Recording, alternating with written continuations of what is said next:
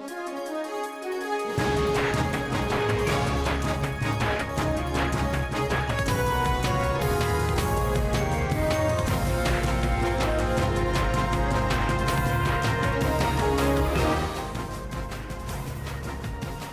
good morning, everybody. Wherever you are around the continent, around the world, if you're watching us on the live streaming facility, it's a massive day for South African politics, one of the biggest days in Parliament. One of the biggest days yesterday, even that follows, of course, Baleka Mbete, the national speaker. Yesterday, she made that surprise. It was a surprise announcement for a lot of people out there because her decision was to hold a secret ballot. It was aimed to ensure the credibility of the outcome of the vote today, Kendall. Absolutely, and that's why today we want you to get involved in the conversation. Were you surprised by Baleka Mbete's decision to hold the secret ballot yesterday?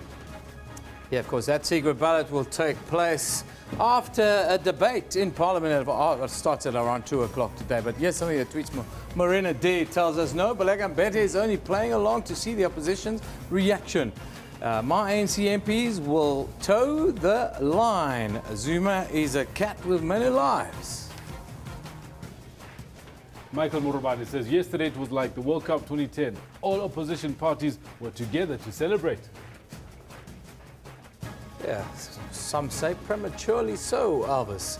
That's why we're running a poll today, because nothing's happened really. Nothing's happened yet. Yeah, well, everybody was waiting to know whether it's going to be secret, but we're conducting this poll to find out from you. Will the ANC MPs vote against the party line? Will they toe that party line? That's the question we pose to you. And interesting enough, with 102 votes that have come in, and of the 102 votes that have come in, very interesting figures where 40% said yes, they think the ANC MPs will vote against the party line, where 60% say no, they will toe the party line. Oh, interesting one. What are you guys tweeting us? Because I'm sure obvious people have got lots to say today. Jamila van der Schuif says, no one knows yet, but maybe they will not do it to show their supporters that they are still living up to Nelson Mandela's legacy of the ANC. This one from Musi Mokotlang. He says, oh, the same lame ducks, you mean? They won't vote him out. He's got the needed numbers of supporters as always. Remember, he is a spook, a spook. For those of you who don't know what a spook is, that he's a ghost. Anyhow, yesterday we ran a poll, and we want to say thank you for the wonderful response, because we asked you about the motion of no confidence and what you guys wanted. Well, people got their wish of us. They got their wish. It is a secret ballot, so 64% from the 1,400 votes says yes, they wanted a secret vote. 21% says they wanted open, and only 16% said that they, and 15% rather, said that they don't care. Very interesting that 60% said they wanted a secret ballot, and in today's poll, 60% say the ANC MPs will toe the party line. Yeah, very, very interesting. Very interesting now. It's all hypothesis at the moment. It's your views and my views. We're going to try and take you on this journey for the next 3 hours as we'll discuss and have a look at a lot of protests also happening around the country. Of course, marches in and around the parliamentary precinct here in Johannesburg, tyres burning all over. It's caused a lot of mayhem this morning. So all of that will be live on the show. But South Africa is also counting down to Wade van Niekerk, who some people say he's in form to bring us a first sub-43 world record tonight. Oh yes, a lot of people are looking forward to Wade van Niekerk in the 400-meter final at the IAAF World Championships in London. And he's going to be running to see if he can break that world record, maybe even bring a gold while he's at it. Yeah, what are the people saying? You guys are tweeting us on this issue. That's the question, of course. Can Wade van Niekerk break the 400-meter world record tonight? Elvis, what's your feeling? Katlego says, surely, I'm waiting in anticipation. Wade is a sprinter. He'll make it, Evan. Yeah, that's the good news. McRob says, I don't believe he will break it tonight, but he will surely win the gold medal. McRob. Anyhow, keep tweeting us and keep telling us what we think. We're going to try and do a rolling live show for you today with all the latest happenings all around the country. We'll also have some fantastic analysis, as you've seen on all our sister shows that's gone before. We're going to try and continue rolling live until midday today. But Elvis is first up for us to bring us into the picture. What is happening right now?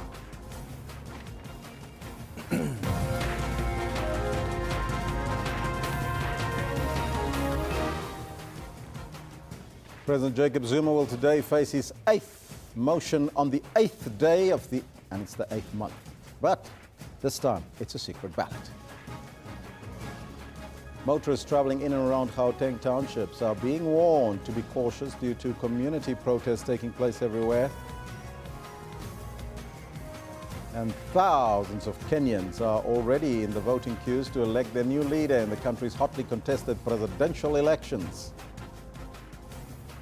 Those are some of your headlines, but before we get to the news, let's find out from Kendall Makhamate what's happening on the sports front. It was not a good day for the Proteas. No, not the Proteas, definitely not. But you know what, it was all made up by what happened on the track last night. Phenomenal stuff. This is my favorite part of the year, I promise you, when the athletic season rolls into town. This is me being happy as a pig and you know what. Good morning to you. This is what we have for you in the sports today. Is coming away to win the only title missing from her connection. Simpson takes the silver and Semenya outdips Laura Muir on the line for the bronze. Olympic champion Faith Kipyegon becomes a world champion in a ferocious 1500-meter race as Caster Semenya beats Brit Laura Muir out of a medal, grabbing the bronze on the line. Dipping on the line, Semenya gets the bronze. The South Africans running well. Wade van Niekerk eases into the semi-finals of the 200 meters, conserving his energy for what promises to be a cracking 400-meter final tonight. That was nice and easy from the South African. He's got the athletic gene, and it was easy qualifying, wasn't it, Rob, in the end, as we'd expect for Van Niekerk. Yeah! And there it is. Moeen Ali picks up his 5th wicket. Moeen Ali ripped through the South African batting lineup with figures of 5 for 69 to secure a 3-1 series victory for England. England win by 177 runs. All this and more we've got for you later on the Sports Bulletin. Do stick around for it. But Elvis has got the news for you, so don't go anywhere. Thank you, Kendall. Top story this hour. The 8th motion of no confidence in the President Jacob Zuma will be conducted by secret ballot in Parliament this afternoon. Now, it's the first time that a motion of no confidence in the President is being done via secret ballot. The National Assembly Speaker, Baleka Mbete, made the surprise announcement yesterday, saying that her decision to hold a secret ballot was aimed at ensuring the credibility of the outcome of the vote. Markets welcomed the decision, and the rand, bonds and banking shares surged. I therefore determine that voting on the motion of no confidence in the President on the 8th of August 2017 will be by secret ballot. The value of openness and transparency is always our natural manner of conducting business, and which we should never take for granted. The Constitutional Court has, however, compelled us to consider a variety of other factors. The Constitutional Court has indicated that a secret ballot becomes necessary where the prevailing atmosphere is toxified or highly charged. Now, remaining with the motion of no confidence against the President Jacob Zuma, there are a number of marches for and against the motion. Starting off in Cape Town, our reporter Bulelani Phillips is at the Mandela statue where a march is expected to take place. A very good morning to you, Bulelani, and welcome. Good morning to you, Elvis, and good morning to the viewers. Can you give us the latest from where you are? Paint us a picture of what is currently happening. Well, I am in front of the National Assembly where the bust of Nelson Mandela is. Next to me is the Deputy Speaker of the National Assembly, Mr. Lechisa Tsinodi, who's going to be going through some of the safety measures as well as the method of voting that will be undertaken come this afternoon when the motion of no confidence in President Zuma is being debated and voted on. And we're going to speak to him now and bring him into picture. Mr. Tsinodi, thank you very much for joining us this morning. Firstly, we see today it's quite a big day for Parliament, and one would think that it's probably the State of the Nation address, judging by the number of security personnel personnel that are roaming the precinct. Firstly, as Parliament, what kind of safety measures have you put in place for today's event? Has there been an extra addition of security? Good morning, Bulelani, and good morning to the viewers. No, the numbers are less dramatic as they would be during a State of the Nation address. There is security, of course, because there's a lot of things happening outside of the precinct of Parliament, just to ensure access to the place for those who are going to come in. But also generally, we're hoping that people who are outside protesting will do so peacefully, because that's an important part of the nature of our democracy. That's about all, really. There isn't anything else that has been added, because we thought that from the look of things, it doesn't look like the reports we have received there's going to be any disruptions of any significance.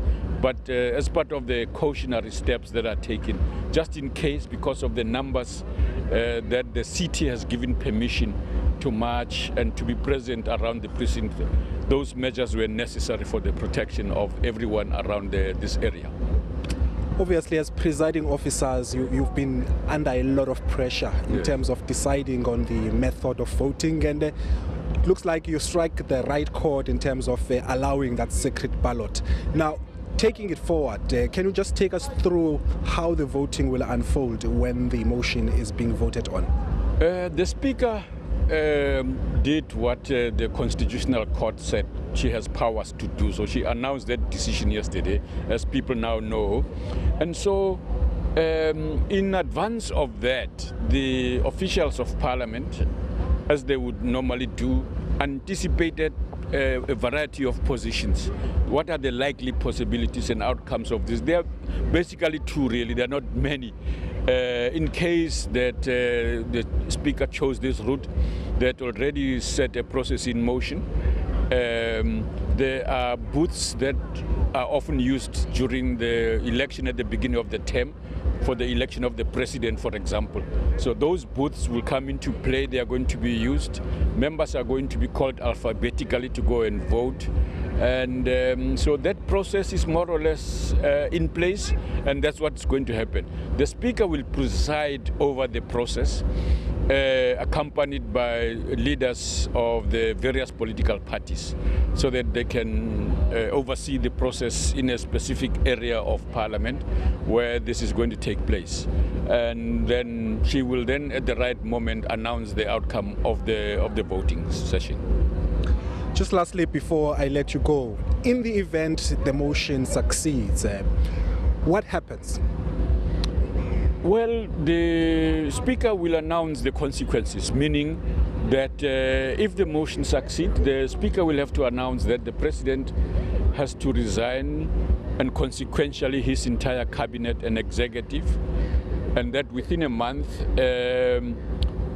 or before that, the Speaker will then be sworn in as the acting President, and within a month Parliament will have to be convened to elect a president. And that can happen, like it says, within a month.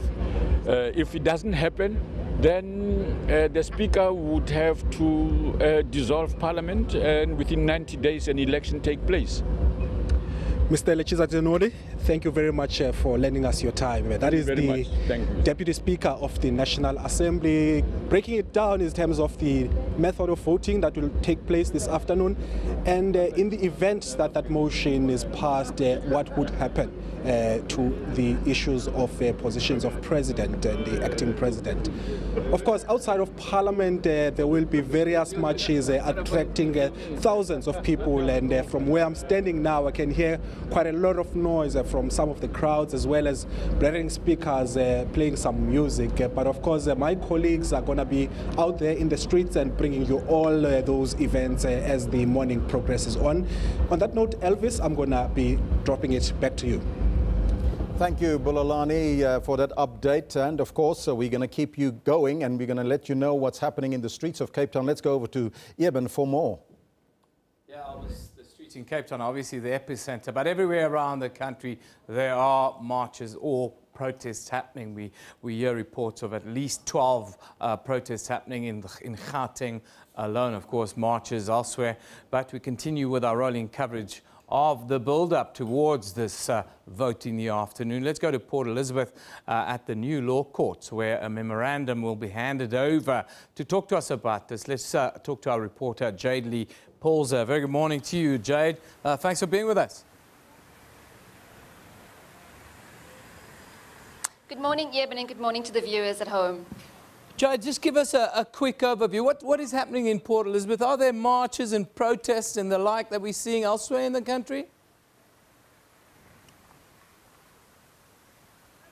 Well, Eben, I've been out here since 7 o'clock this morning, driving around, seeing if they are mobilizing people. But what I'm told is that in the two biggest metros here in the Eastern Cape, that's Buffalo City Metro and Nelson Mandela Bay, several people are mobilizing and they are getting ready for those protests that will probably start just after 10 o'clock. Now, just honing into Nelson Mandela Bay, I do know that there will be a protest led by the DA-led coalition government here, and they'll be starting at New Law Course just behind me right here, moving their way into Governor Mbeki Avenue, and then stopping at the City Hall, where the Mayor Athol Trollip will be handing over a memorandum. So that will start at 10 o'clock. As I can tell you right now, it's very quiet here. We're not too sure if that is the direct, a cause, because there was a bit of, indecisiveness as to where the march will actually start, whether it will begin at Nangoza Jebia Hall in New Brighton Township here in Port Elizabeth, or whether it will start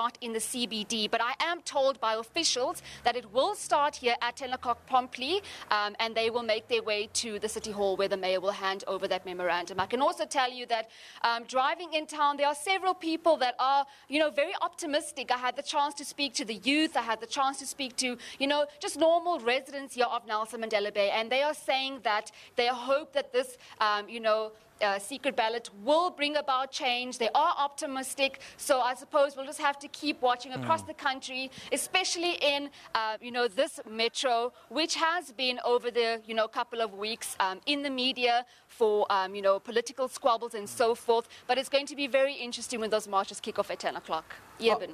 Are there any pro-Zuma marches in support of the president happening in the Eastern Cape? Eben, I haven't actually heard of any pro-Zuma marches. I know that across the country there have been several, church congregations that have come together in solidarity standing for the president. But yet in Nelson Mandela Bay and across the Eastern Cape province, we haven't actually heard of any, protests against the secret ballot.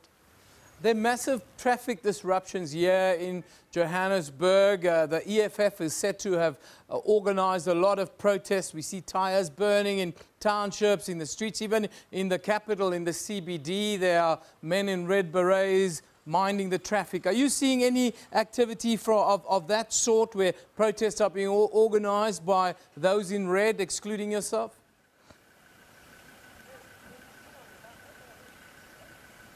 Not exactly, but then again, Eben, we are called the friendly city, so I think there's been a bit of organized structure here in the metro, but we haven't seen any burning of tires or disruptions in the metro. As far as I can see, all systems are go, and I suppose we'll just have to keep an eye on for that protest march that is expected to start at 10 o'clock just behind me here at New Law Courts. Who's going to be accepting that memorandum there at the courtside after 10?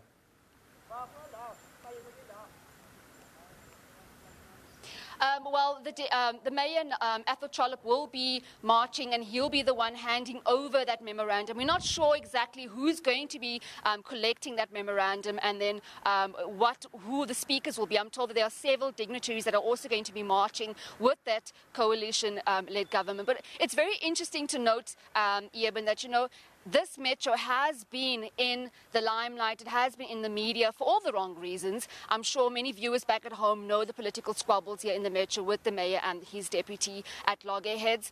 We also saw the DA-led leader Musi Mayamane descending into Port Elizabeth over this weekend, and I suppose that's also to try and find solutions and to rectify those political squabbles. But I can tell you this, that after seeing that press release yesterday and hearing what the coalitions are saying, they are standing in solidarity and they are standing together, particularly today, putting their differences aside, and they are going to be marching in unity all the way to the City Hall. Like I said, we're not sure who's going to be collecting that memorandum, but I can tell you that they are united.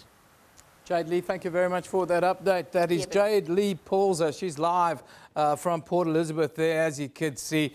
Well, things will only kick off there after 10 o'clock. We are told this morning Athol Trollip is leading a march here to the new law courts at City Hall, where a memorandum of some sort will be handed over to them. Let's go over to Elvis for more now as we continue with this rolling live broadcast. Thank you, Yeb. And yes, of course, authorities are warning motorists here in Gauteng, in Johannesburg, traveling in and around Soweto, as well as to other areas from Soweto, to be cautious due to community protests happening there. Now, it's not clear what the protests are all about, but protest action is underway on a number of other roads in Gauteng. Now, earlier here on SABC News, we spoke to, of course, the Johannesburg Metro on which roads are affected and the motive for some of these protests here. I can confirm that certain roads in Soweto, Turffontein, also Hillbrow and Joburg, the Nelson Mandela Bridge is blocked off with burning tires and rocks, so motorists should drive with extra caution this morning. Yeah. I mean, we're hearing reports of at least a dozen of these protests in and around the busiest areas and roads here in this particular province and beyond. Is this what you are dealing with? Yeah, that's correct. Officers on duty have been sent to all of the roads affected, and we want to caution motorists to drive with caution. And we know the Mike 1, N1 and N3 is running clear. Okay. Why? Are there any reasons? We're hearing that this is perhaps because of the vote of no confidence, and that'll be happening in Parliament this afternoon. Is this what you're hearing as well? Yes, there has been information received earlier this morning of the protest or the blockages being linked to the vote of no confidence protest. Yeah, and would you have any idea if these are those that are supporting President Jacob Zuma or those that are against him? That I cannot confirm. All right, but just to again give our viewers and motorists some aware, what should they do during a time like this? If there is a stone throwing or a problem where there are no officers, phone the emergency call center, or otherwise try to stick to the freeways like the N1, the N3, and the Mike 1. Those freeways are running clear.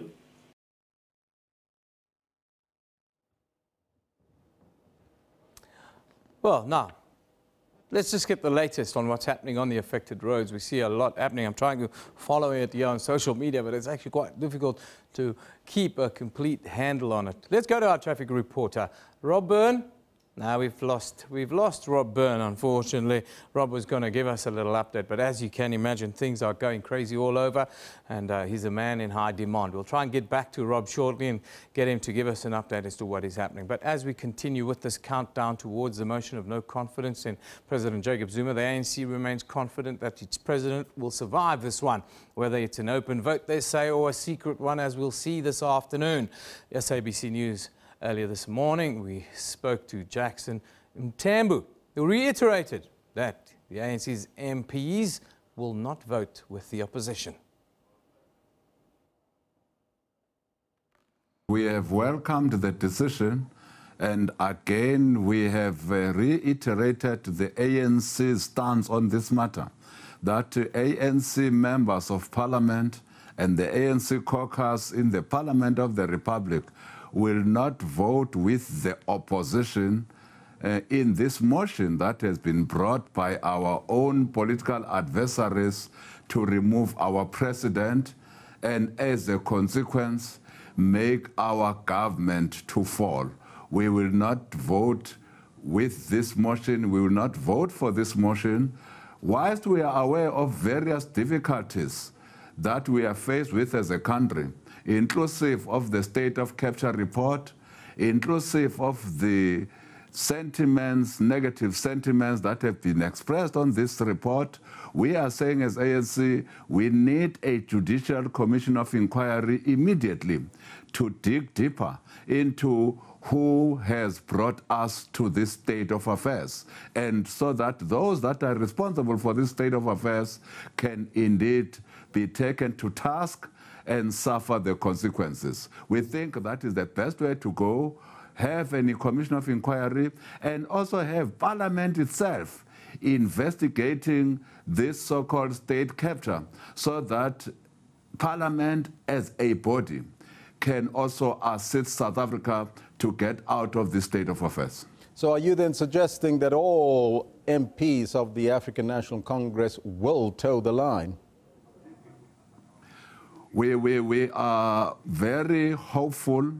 We are confident that the ANC members in this parliament, as they've done 7 times before, they will also do it this time and not vote with the opposition to remove an ANC government, not vote with the opposition to fracture the African National Congress, not vote with the opposition to weaken the African National Congress and embolden the opposition. It will be suicidal. We don't think that it will be a right thing to do. I have every confidence. In fact, we have a caucus now starting at 10 o'clock where members of the ANC will again reflect on this matter. Not for the first time. We have reflected on the matter about 3 times to date, and every time we have come to the same conclusion, that we have not been sent by our branches and by the ANC to come to Parliament to remove our president, and we have not been sent by our branches and by our ANC political structure to come to Parliament to remove our government. That is not a mandate we carry.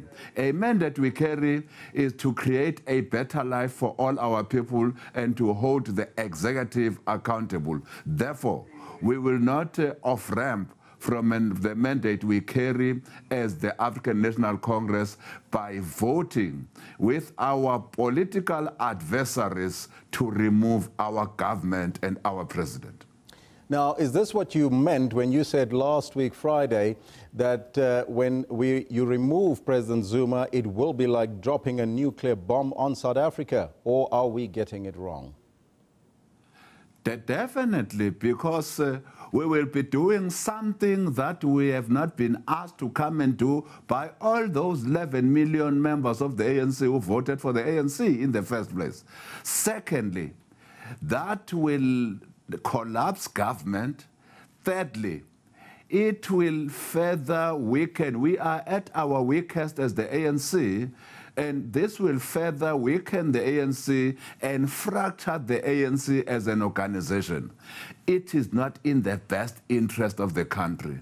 But it will embolden. In fact, if ANC members were to vote with the opposition today in this vote of no confidence, the election campaign of the opposition for 2019 would earnestly have started today with the removal of an ANC president and cabinet. Their campaign will be on high swing, whilst our ANC will be weakened, and indeed we will be fractured, we will be in dire straits. Therefore, there are no public representatives of the ANC that will, with their open eyes, cause such harm to the country and cause such harm to the glorious movement that has sent them to these walls of Parliament.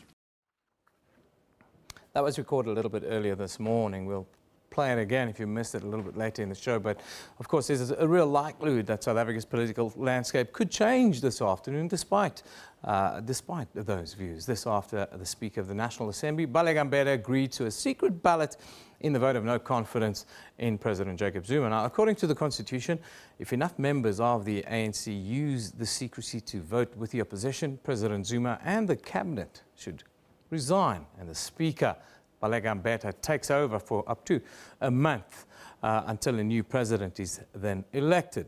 Now, to talk to us a little bit more about the reaction to what Jackson Mthembu was just talking about, the vote of no confidence, well, we are joined by the Democratic Alliance Chief Whip, Mr. John Steenhuisen. He is in Parliament. A very good morning to you, sir. Thanks for being with us on Newsroom.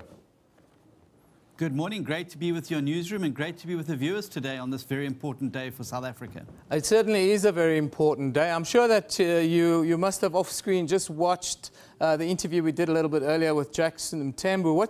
What's your reaction to his confidence that there will be no voting with the opposition today? Well, I think it's a misplaced confidence, and certainly a number of ANC MPs that we've been speaking to over the last few weeks, and even this morning, who are quietly giving us the indication that they may well be voting with the opposition today. I think a number of ANC members publicly have come out and said that they're going to vote with their conscience today. Obviously, very difficult for a chief whip to whip a secret ballot because there's no way of telling who's voting which way.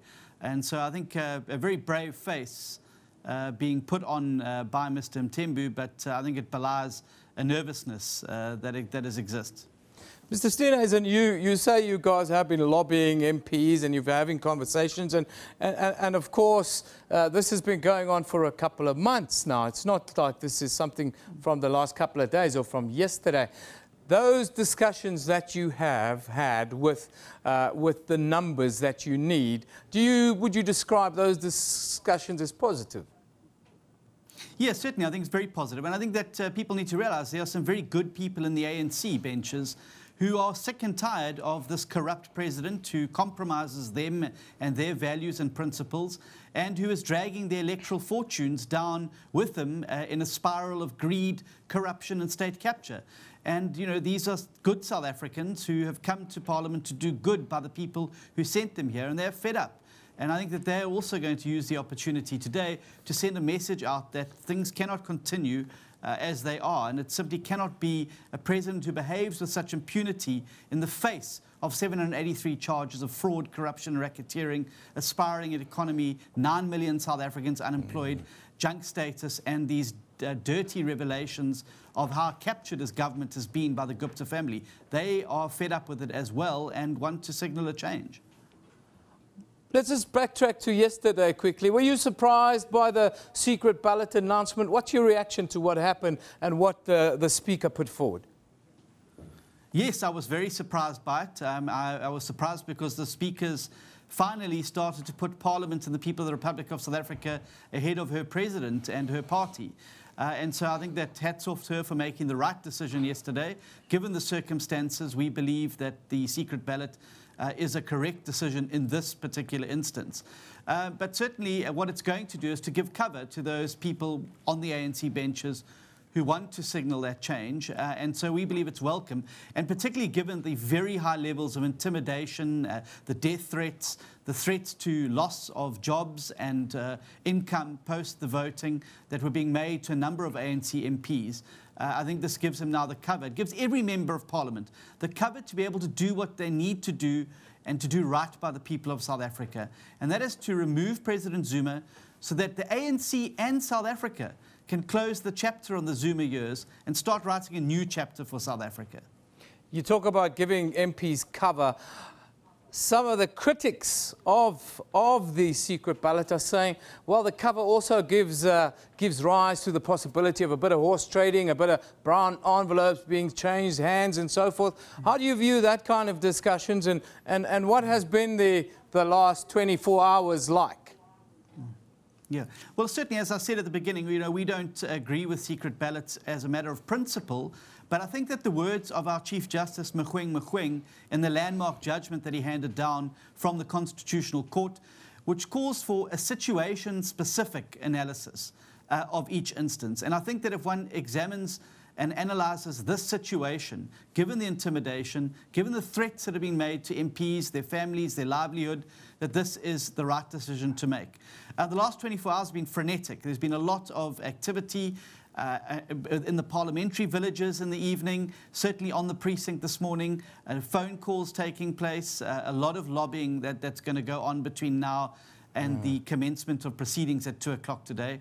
But certainly very exciting. But I think the important thing to note is that even if President Zuma is lucky enough to survive today's vote, if a significant number of ANC MPs on the government benches abstain or vote against him, he's essentially going to be a dead man walking, because the blood will be in the water and he will enter the December conference period far weaker than he did prior to this debate.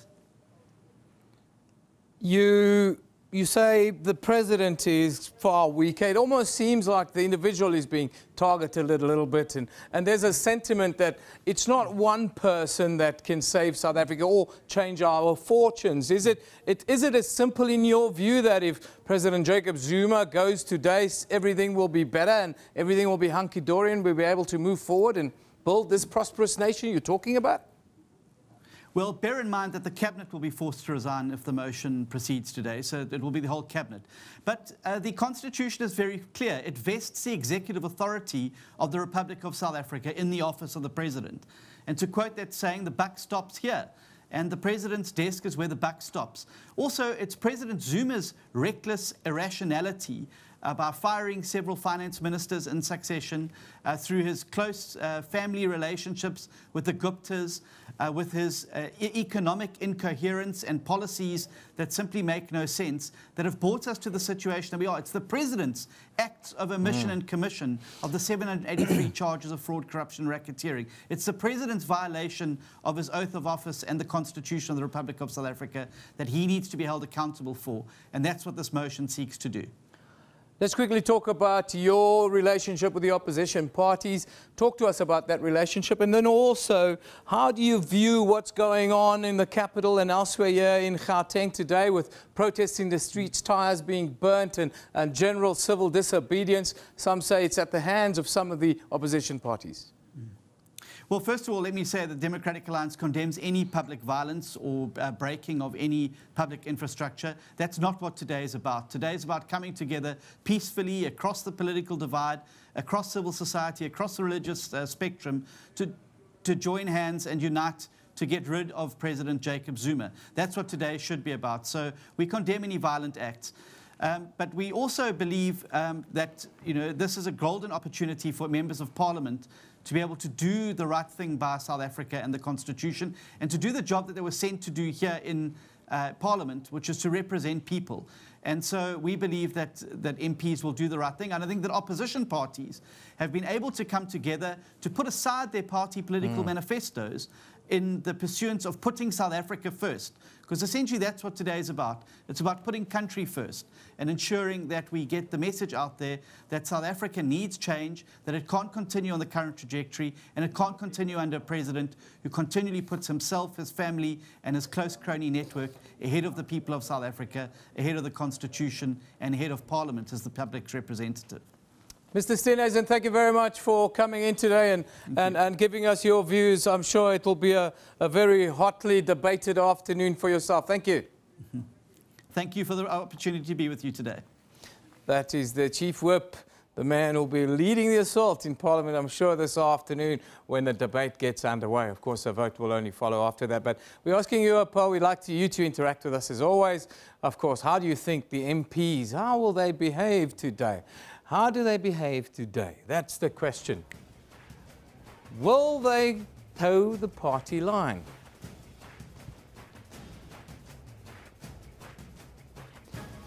So, 38% say yes, they will. Will they vote against the party line, rather? Only 38% say yes. 2/3 are not very confident of the 130 votes are in. That's what it is. Some of your tweets, Tatira says to us, risk losing their jobs? Never. Politics of the stomach, as always. Cindy Mtalani says to us, yes, if they don't run a risk of losing the 2019 elections, South Africans will have no confidence in the party. This one from Tangai Singarai. Now, no, their positions are also on the line and no guarantees after all. Those are your tweets. Keep it coming. That's a tale of the tape as it is. Ibrahim Fakir is here in the studio. I'll be talking to him shortly. But before we do that, there's a massive election on the African continent, of course, kicking off today in Kenya. It'll almost shape the entire political discourse in the eastern parts of the continent. Let's go over to Elvis now. Are we going to Elvis? Yeah, Elvis, there's more. Thank you, Ieb. And of course, further afield there, where hundreds of Kenyans are already queuing to elect their new leaders in the country's hotly contested elections. Our reporter, Aldrin Sampier, is in Kenya to give us the latest on the story. A very good morning to you, Aldrin. And we understand that voting started a couple of hours ago already. How is the turnout thus far? We're showing now visuals. This is quite heart-wrenching. A really old lady who has just cast her ballot. She's just made her mark. It's really heart-wrenching just watching this. As you can see that she even struggles to walk. And that's the thing that we've noticed here with the Kenyan elections is that they don't have special votes. The elderly come, they stand in the queues like any other person, although there is a special queue for them. But one has to say that it really tugs at the heart seeing such old people having to stand in the queues and just looking at the weather as well outside. Cold out, waiting to make their mark. Human spirit, it speaks to the human state that they find themselves in, as well as those who have been injured. They still want to make sure that they cast their ballot. They still want to make sure that in these 6 cases that are here, that their X mark is also noted and they participate in these elections that are taking place. 19.6 million registered people. Among them are people like these that we've just shown you, as well as injured people. And it's something quite strange. And we're speaking to the foreign editor Sophie Mokoena about this earlier on, and I was asking the question: doesn't Africa have a standard when it comes to votes? Because we want all registered voters and eligible voters to participate in these votes. How do we make sure that that the process of voting is much better? It's much easier for people like these to make sure also participate in these votes, and it's certainly something that we will be raising with the IEBC, which is the local electoral commission of Kenya. But any moment from now, we are waiting rather for Uhuru Kenyatta, the president, to come and cast his ballot. He will be coming through to the exact same place as well. As you can see, I want to give you a sense of the number of media houses that are here. Just look at the number of journalists, the cameras that are currently rolling, all of us waiting for that moment when Uhuru Kenyatta comes in. And I guess it will be no surprise who he is, who he will be voting for. He's also called on Kenyans to come out in the numbers. Well, there you have it. That's what's coming through from Kenya. We do apologize for the visuals coming out of there, but we'll keep you updated on that process as it transpired there in Kenya. Of course, a very important vote for all Kenyans and, of course, the East African countries there. But here at home, it's a big vote today, the motion of no confidence, and we're asking you a question today as a question, and we also want you to participate in the poll. Were you surprised by Baleka Mbete's secret ballot announcement yesterday? Well, that's the question. Let's take a look at what you are telling us before we continue our discussion with Ibrahim Fakir here in studio. This one from Musi says, unsurprising, the Meadows, or the Minos, have it all worked out, including the Assembly Speaker. This one coming in from the Big M, Sitole Michael, says, no, it's a master plan in motion, and the opposition must know the ANC has been around since 1912.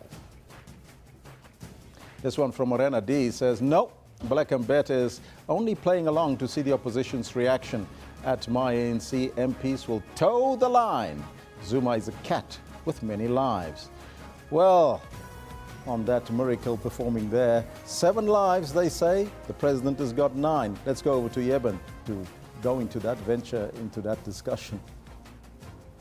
Yeah, of course. The 7 opposition parties, that's the DA, EFF, IFP, UDM, ACDP, COPE, and the Freedom Front Plus, that addressed the media at Parliament on Monday. Well, they will hold an urgent meeting this morning to discuss the procedure of voting during this motion of no confidence in the president. The parties addressed the media on the National Assembly Speaker Balagambete's decision to allow for the use of a secret ballot in motion. IFP Chief Whip Naren Singh says they want to make sure that the vote is totally secret. Now, to talk about this and to get a little bit of reaction about what went before, let's talk to political analyst Ibrahim Fakir. Ibrahim, it's great to have you with us. Thanks, Evan. Thanks for having me. Before we talk about all this kind of detail, just give me your views on what Jackson Mthembu said a little bit earlier, and then also John Steenhuisen in turn. Well, I mean, look, you know, it's so difficult because everything you hear now is pure politics.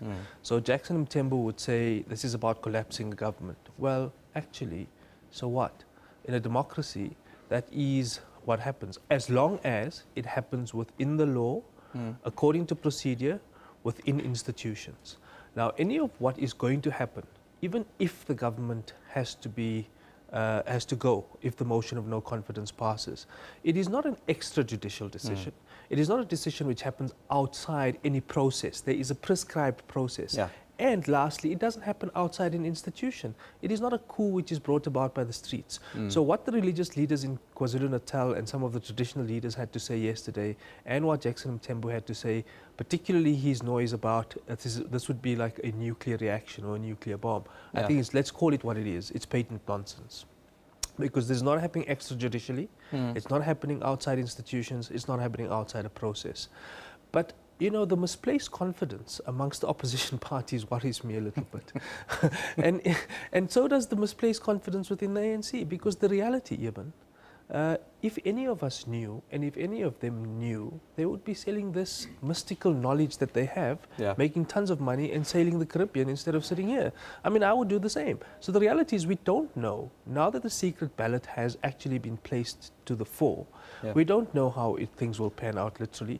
I'm a little bit discomforted about the secret ballot, I must tell you. I'll get to that shortly because I would like to hear what you think. But I want to take you back to something that you wrote about a month ago. You talked about this double-edged sword that's facing MPs. I found it very interesting. Maybe you can just unpack a little bit why you see this as such a double-edged sword. Well, it's double-edged sword in the sense that, look, you know, if you have the secret ballot, sure, it gives the cover of MPs to be able to make a decision outside of the threat of fear, of intimidation, of violence, or the loss of jobs and income in Parliament. But the key question here is that are you able to say to a ruinous leader that you're actually a terrible leader at the policy, political and ethical level? But I can only tell you this under the cover of darkness. So that's the first big problem. Are we having lily-livered MPs who aren't able to actually have the courage of their convictions and openly tell a leader who has in fact been proven to be ruinous that he is in fact that, firstly. Secondly, what it does is that, of course, they say that this is not a precedent-setting decision, that this is a decision which is only restricted to this particular vote and these specific circumstances. That circumstances are threats, violence, intimidation, potential bribery, buying of votes, etc. That is facilitated by a secret ballot. But what happens when you have a fundamentally contentious public policy issue? And you can name any number of them. Let's take the higher order ones. Gay rights, free choice with regard to abortion, capital punishment. We have a relatively conservative society, and if you poll people generally, that's the kind of thing they would in fact want. They would want no gay rights. They would want no free choice with regard to abortion. They would want to introduce capital punishment or hanging or a death sentence. Our constitution doesn't want that. As a progressive society, we don't want that, but people want that. Now, you put that to a ballot. Would you want a secret ballot? Because those are so contentious that people can organize, lobby groups can organize, they will threaten, they will visit violence upon you, they will try to bribe you. Think about a more contentious policy issue. Say, for example, you have a vote on the expropriation of land without compensation. Highly organized, well-resourced lobby groups who have it in their interest to have one or other side of this vote decided one way. And they organize to visit violence on you, to bribe you, to buy your vote. Would you want a secret ballot in that case? So sure, of course, this is a specific instance, but that's not to say that the context won't repeat itself. So that's why it discomforts me a little, because it says two things. A, that we've got MPs who aren't able to actually have the courage of their convictions and do what they're meant to do publicly. But also, it is saying that, yes, it's not a precedent setting, but precedents don't just happen in a vacuum. They happen in a context, and context can repeat themselves. Ibrahim, I want to continue talking about this thing, but of course, you know, the marches are all starting to kick off. Let's just go down to Cape Town quickly. Of course, we know that 3 marches will take in the CBD in the mother city today. One by opposition parties, the second organised by the ANC's largest region in the Western Cape, that's the Dalla Omar region, and a third by a grouping called Future South Africa. Now, for the ANC march, let's go live to our reporter, Abra Barbia. Very good morning to you, Abra. Just give us a quick idea of what's happening there right now. Eben, a very good morning to you as well. Look, I know there's a lot of speculation and analysis happening in the run-up to what's going to be happening inside Parliament this afternoon. That, of course, is a very big story in itself. But what I can tell you is the city of Cape Town is not taking any chances today. As I drove in to work this morning, I saw City of Cape Town officials either installing new CCTV cameras or making sure that the cameras are working. The other thing that I noticed is that the city, the CBD, is crawling with police officers, so many police officers. You can almost be forgiven for thinking it's Sona all over again, because that is exactly just how tight the security seems to be this morning. If you look, if the camera can just move over there, that is where at an assembly point for one of the big marches. That is the march belonging to the political parties and certain civil society organizations. They will be meeting over there once they move here from Keisergracht. I've been told, or at least I've seen people moving down to the assembly points. They are meeting quite early already. That's the civil society march. I haven't had much word on what's happening in terms of the ANC march. We haven't seen any colors or any flags or anything to that effect. They might be assembling, because as far as I'm aware, that march is actually the second march of the day. And organizers are hoping that this march over here, people would have dispersed by the time the ANC marches get here. But of course, you know, we don't know what's going to happen, because the time slots between the two marches are actually quite tight. And I'm sure that even though they have permits to stay here until a certain time, people will still try to hang around to at least hear what's going to be happening in the National Assembly today. So for now, what I can report, massive security, lots of safety barriers. This entire road is blocked off. Anybody parking or working in this area would have had to find alternative routes to work. As you can see, there are just barriers everywhere. My colleague and I were actually looking out for snipers up on the high buildings early on, because we have heard reports of that as well. I can report we haven't seen any snipers. I suppose they are meant to be hidden anyway, so maybe they're doing a good job. But yes, yeah, but that is what I can report for now, and we will be here throughout the day. Obviously, later on when you come back to me, I'm sure it's going to be a completely different scene over here, because thousands are expected. We've been told around 20,000 people. Each march is saying that they have permits for around 15,000 people each. So we'll see exactly how that pans out. But we will be here and we'll be bringing updates to you throughout the day. So we'll chat to you later, Yeben. Much there to Abra Barbia, coming to you live from the Cape Town CBD, where it will all kick off shortly. Of course, we all know things get underway in Cape Town a little bit later than everywhere else in the world. I've still got Ibrahim Fakir with me here in studio. I want to ask you about the smaller parties. We're all focusing on ANC MPs, but it's not a given that the smaller parties are united, are they? Well, it appears as if most of the smaller parties in the opposition and amongst the opposition are united. There's probably 3 for which we are uncertain about where they're going to fit in. The first is the PAC, but it's almost insignificant. It's 1 vote, you know, and unless it comes down, literally down to the wire, that 1 vote's not going to matter that much. So the PAC is basically saying they're abstaining.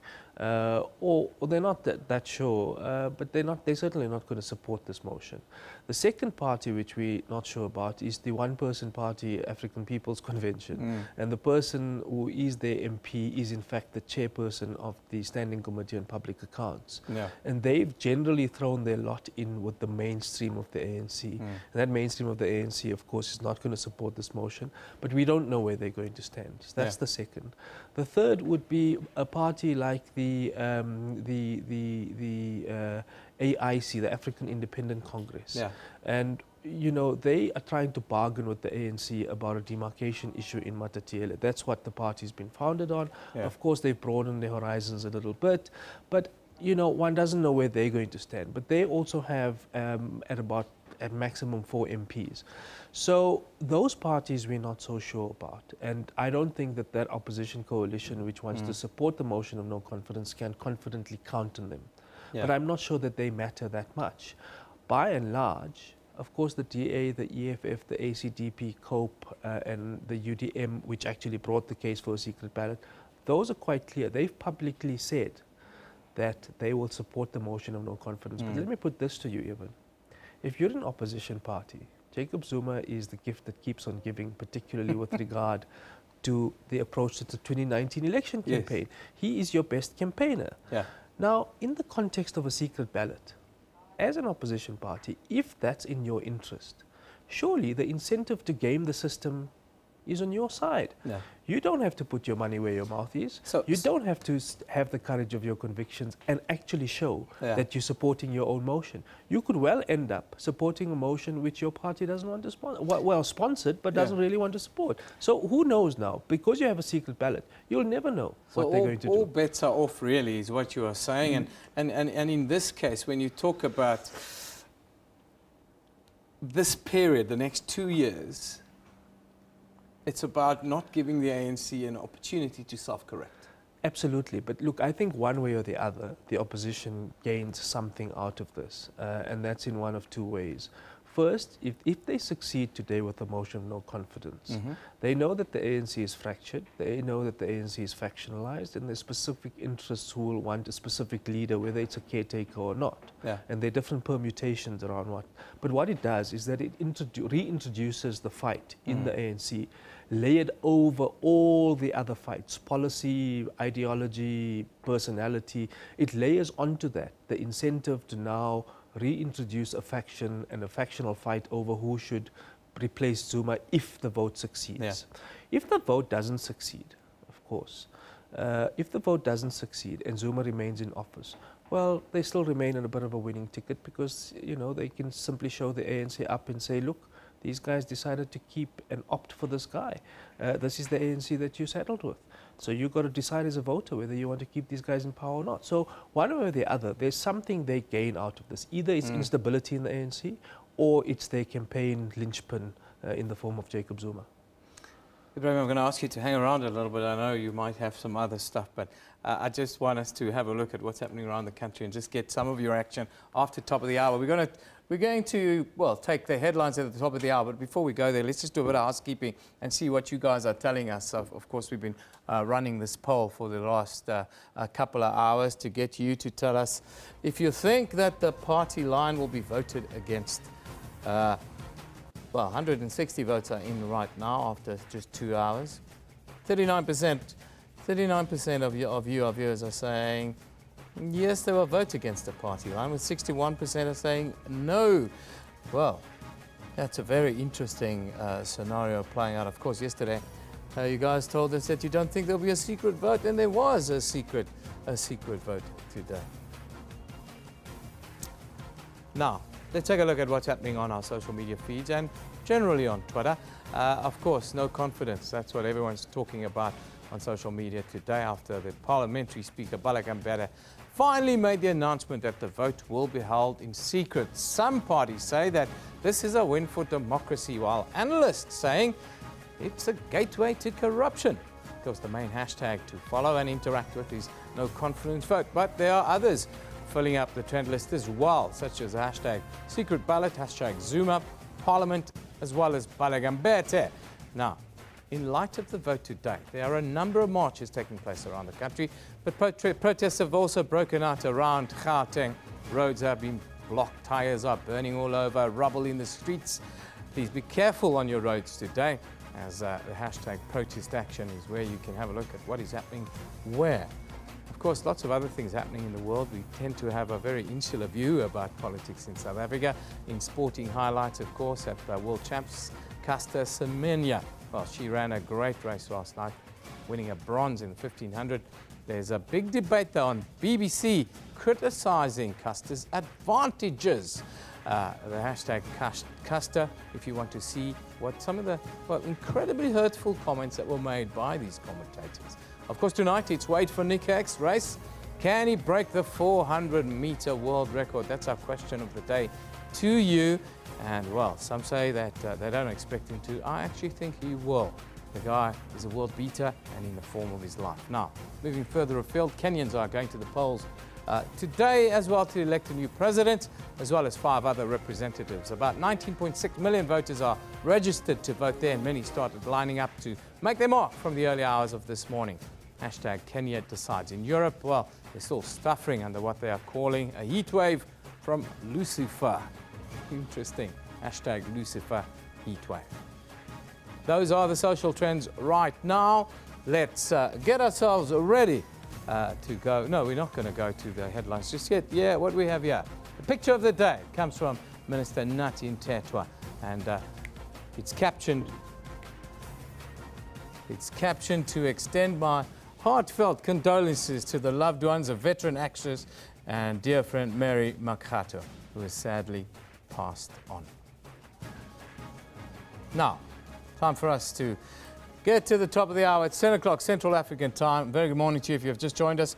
Ibrahim Fakir is here. He's going to give us a couple of views. I want to ask him shortly about Baleka Mbete and whether it was an ambitious move or what he thinks about what she did yesterday. But first, let's take the top stories from Elvis. Thank you, Eben. Of course, 10:00 hours Central Africa time here on the newsroom. Welcome back to the second hour. Let's now take a look at what is currently happening on the continent as well as here at home, where we have today the big day. Some call it D-Day for the president. Well, we'll take a look at all of those in a short while. We'll take a short break and we'll be right back after that.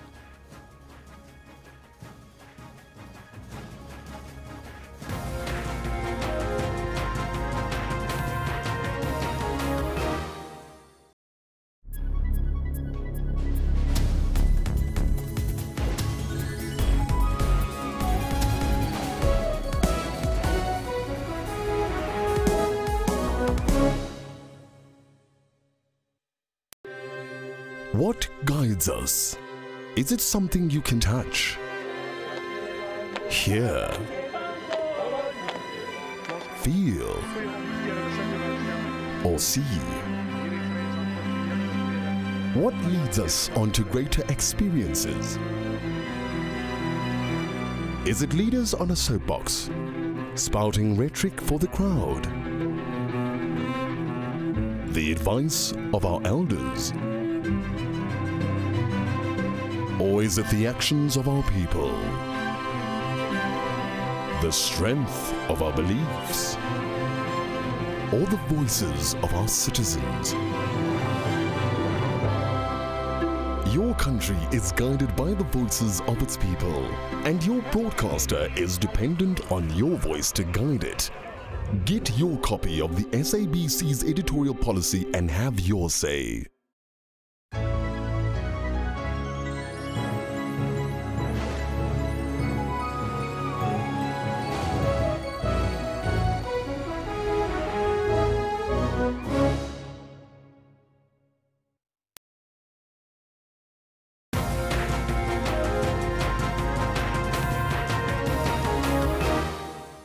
Yes, we continue, of course, a rolling mass coverage of the D-Day today. I call it. Members of the National Assembly, rather, are set to decide the future of the President Jacob Zuma this afternoon during a motion of no confidence in the President. Now, on Monday, that was yesterday, the National Assembly Speaker, Baleka Mbete, announced that the vote will be by secret ballot, as requested by the opposition parties. The EFF says it has not stopped to lobby the ANC members of parliament and will continue to do so until the last minute and have them vote in favour of today's motion of no confidence. Now, to talk to us about this, we're joined by the EFF's Secretary General, Godrich Gadi, in our parliamentary studio. So very good morning to you, sir, and welcome. Thank you very much. Good morning to you and to your viewers. How is the lobbying going? Apparently you were busy until late last night or early hours of this morning. Well, as a matter of fact, Parliament has provided 3 residential area settlements for the members of the National Assembly and the NCOP. So we had to go to Laboria Park Parliamentary Village yesterday. We had to go to Pelican Parliamentary Village. We had to go to Acacia Parliamentary Village. We have met them, we have spoken to them. We are telephoning them, we are sending them messages, we are WhatsApping them, and everything, nothing is being left to chance. We are actually talking to them. So it looks like you are stalking MPs within the African National Congress. How many votes do you think at this point in time do you have? Your leader, Julius Malema, indicated a couple of weeks that he's got plus minus 60 in the bag already. Well, it's not only about the ANC members of parliament, it's also about members of parliament from other opposition parties, the AIC, the NFP, the PAC, the APC, including the 249 ANC members of National Assembly. So it's quite a lot that we have been speaking to. Are you confident that you'll have enough MPs to vote in favor to remove the president? We are confident that a voice of reason will actually visit their conscience because the rest of the country is looking upon them. The rest of the country is having a robust protest throughout in Soweto, in Mamelodi, in Atteridgeville, in Rustenburg, in Kimberley, in Mbombela. Everywhere in South Africa, there are protests. So we believe that their conscience will be touched by the protest of the people of South Africa, not only today in Cape Town, not only today in the rest of the country, but actually for the past 4 months, millions of people have gone to the street and said the constitutional delinquent, the thief and the captured president of the ANC must actually be removed. It is not about the removal of the ANC. We will meet the ANC in 2019 May. The Constitution says so. We're not interested in early elections or whatsoever. Today, it's about the removal of Mr. Zuma, a thief. Were you surprised by the National Speaker, Baleka Mbete, declaring a secret vote? Well, we believe that should be a cue for the rest of the members of the National Assembly, in particular those of the ruling party, that if their own national chairperson can defy Mr. Zuma, who is on record in Parliament saying that there is no reason why it should be a secret ballot, because in the past 8 motions of no confidence, it has been on an open ballot system. If she can defy her own president and defy her own National Working Committee and the National Executive Committee, so it means the rest of the National Assembly members of the ANC can take a cue from her and defy the party line and actually vote according to their conscience in terms of the national interest, in terms of what the 101 stalwarts have said about the president, that he must step down. If they can't listen to the opposition, at least they must listen to the own members who on 2 occasions they have actually unleashed a vote of no confidence to their own president in the past 2 NEC that have been recorded, and in which actually they were not able to remove him, and today is their chance to remove him. Mr. Gadi, did you also lobby the Speaker? Well, the Speaker has been lobbied by her conscience. She has been lobbied by the court. She has been lobbied by the opposition when they are approached to court. She has been lobbied by the protest marches that we have seen in South Africa in the past 4 months. And actually, she knew that for a fact that today there will be big marches throughout South Africa, and she realized that she needs to respond to the cries of our people as that the president must go. Weapons of mass destruction was the narrative for the last couple of weeks. People were told that they are suicide bombers. We were told also that it sounds like a nuclear bomb if President Zuma is being removed. What does it mean for the opposition, this vote of no confidence today in secret? Actually, we have been told that he's a tsunami and untouchable, and of late we are told he's a nuclear bomb, and all sorts of things and narratives that are being said around him.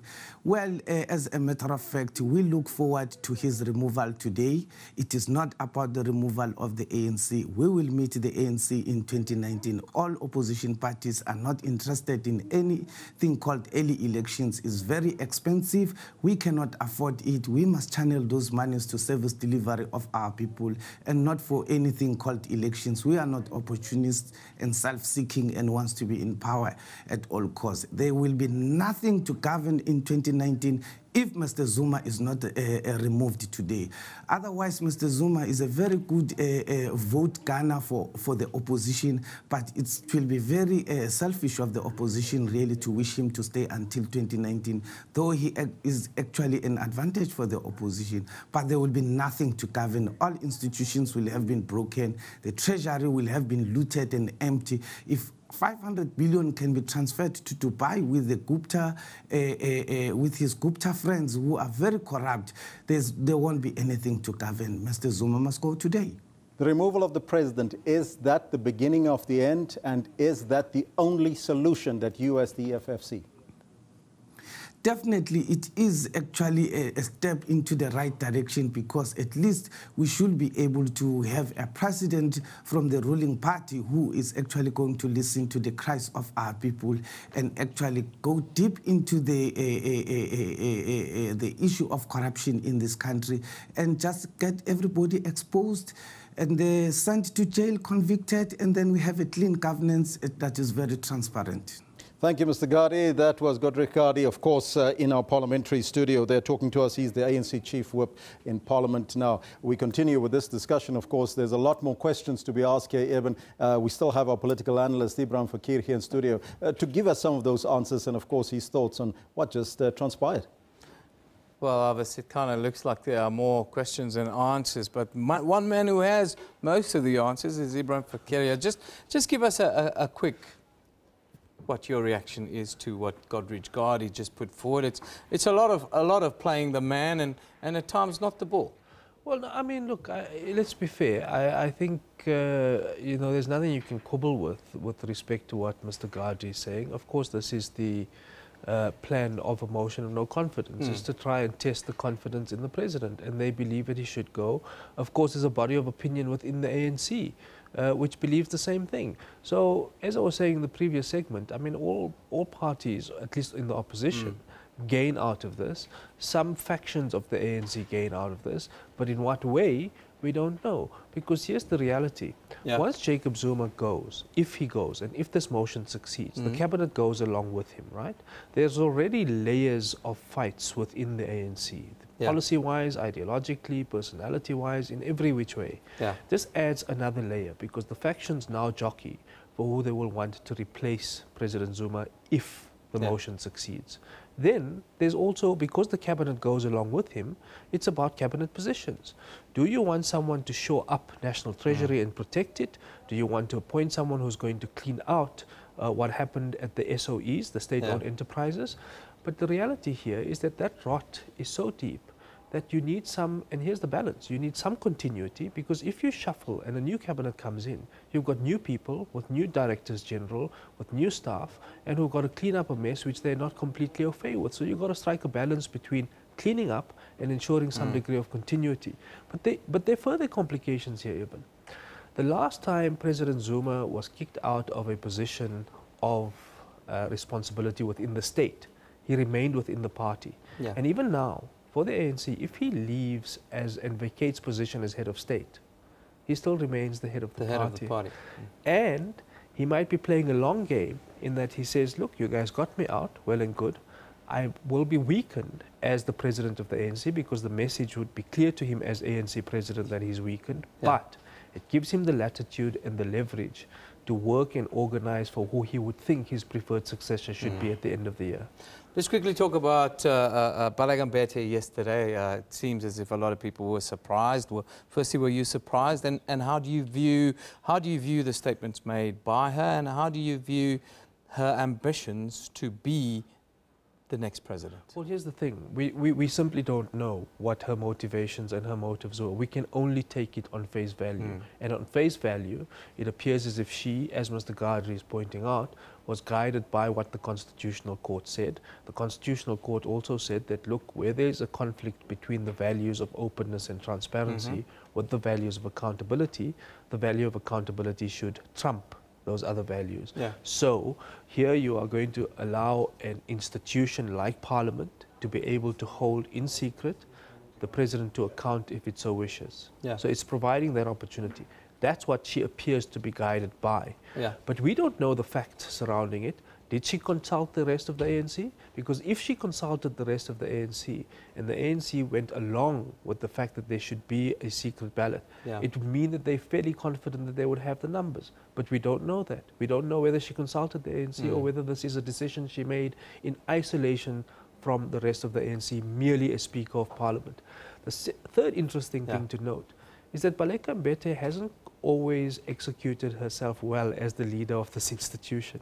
She had to be dragged to court by the EFF to proscribe her powers because she often exceeded her powers. And she's been a bad leader and this is the first time now they say, and curiously this is the irony, in which she undermines a democratic value, in which she's celebrated for actually holding up democracy, because the secret ballot does in a way undermine certain democratic values. Fourth, she has ambitions. We don't know to what extent that would have informed her. It may have, it might not have. Because, look, the reality is a former caretaker president, if that's what she wishes, didn't actually succeed when it came to the crunch time to be elected. So we don't know what her motivations are. It's all speculation. We can only go with what we know. She's guided by what she thinks the Constitutional Court has said. She's given cover for MPs to make a decision based on their conscience. What kind of conscience is exercised in the dark, I don't know. But for good or ill, this is a moment in which they've got to prevail. It all drips with irony a little bit in the end. I want to, before you go, just a quick wrap-up. Just forward to this afternoon, 2 o'clock. There's going to be a debate first before the voting processes. What do you expect from this debate? Well, look, the ANC would line up speakers who are going to support the president. It is unlikely that they would give any of his detractors within the ANC, for example, Pravin Gordhan or Derek Hanekom or any of the others who still remain MPs, an opportunity to speak. If they do, it would be an extremely brave move, but it would be a brave move calculated on the basis that actually these guys would toe the party line. Unfortunately, for those who want to celebrate this, the reality is that ANC MPs have repeatedly shown, given the fracas on Nkandla, that they've often come down on the wrong side of the divide. It's only in the last 8 months where they've appeared to have shown backbone, when they had to sort out problems with the SABC, when they had to sort out problems with the SASSA grants crisis, that they started showing a backbone for greater oversight. So, like you said earlier, Ibn, all bets are off. If anyone knows, I would pay them large sums if I had them to know how MPs are thinking and what they're going to do. The conspiracy theorists say, Fakir, that the brown bags have been busy throughout the night. I wouldn't be surprised, but that's what happens when you have secret ballots. Yep, that's it. We've got a secret ballot this afternoon. Some say it'll shape the next 20 years in South African politics, they say. Ibrahim Fakir is a political analyst. Always great to have him with me, of the most considered and respected views in South Africa's political landscape. Now, protests are the order of the day, and several are happening around the country right now, of course, in connection with this motion of no confidence vote against the president. Well, most of them in Cape Town this morning. Let's go to Vanessa Puna, who is at the Keisergracht in Cape Town. Very good morning to you, Vanessa. Just give us a quick overview. What's happening there? Yes, good morning to you. And here at Keisergracht, definitely crowds are gathering. The numbers are growing as we speak. What we are seeing here today is a coalition of political parties across the spectrum, the Democratic Alliance, the EFF, as well as the ACDP and others. Also a grouping of civil society organizations such as the Right to Know, Section 27, as well as Outer, all gathering here at Keisergracht for a planned march, one of two happening in Cape Town today, to Parliament ahead ahead of that no confidence motion in President Jacob Zuma. A short while away from me at the parade, I know that another march is taking place, and that is the Dula Omar region of the ANC calling that gathering. They too will be marching to Parliament. But right now, I've managed to get hold of Mark Haywood from Section 27. Mark, very good morning to you. As civil society, just very briefly, part of this march today, also part of the march yesterday. Yes, we had an independent civil society march yesterday under the banner of Unite Behind Injustice, Unite Behind Social Justice, unite behind the demands of civil society. But today we are here with the political parties because the political parties have a national duty to go into Parliament and to vote to remove a president who is corrupt, who is bringing the country down and who is increasing poverty and inequality in this country by the day. So we're saying to the political parties, today we ally with you.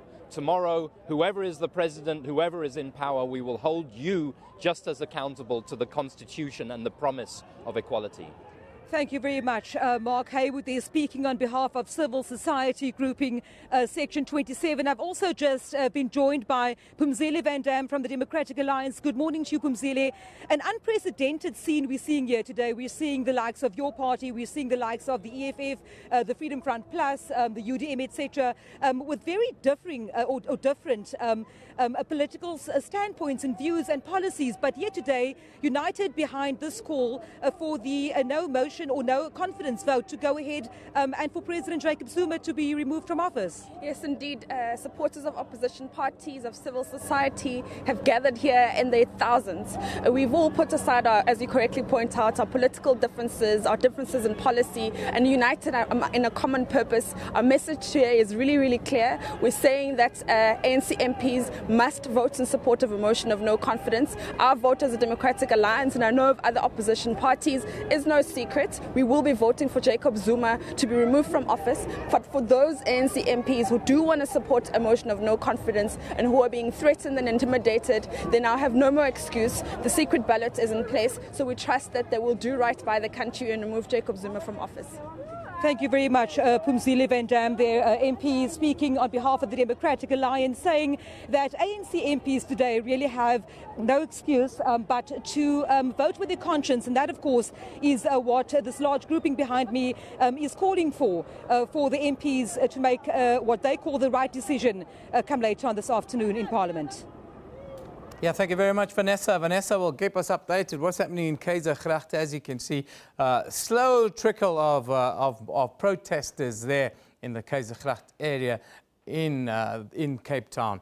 Now, a hot spot here in Johannesburg, Braamfontein. These are live pictures that you're seeing.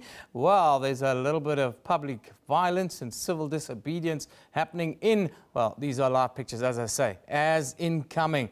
We've got a bit of civil disobedience, violent protest happening here. We see one of our cameramen in hiding by the looks of it. That's that's inside of a. Let them get out. There we have. There we see protesters dressed in red in the far side there. As you can see there, drums turned over. There's a whole lot of rubbish strewn all over the streets. I don't see any tyres burning, as it were, but if you are planning on travelling into the city, Braamfontein looks like an area that you should be avoiding right now. We're waiting for our reporter to come into the Braamfontein area to give us a better understanding of what is happening right there, right now. And I can tell you in Gauteng, there are at least 12 protests happening. Some in Pretoria, Mamelodi, Soshanguve, others down Diefkloof and the like here in southern Gauteng. There's more pictures coming in. As you can see, gentlemen dressed in red, kicking over drums, breaking public infrastructure.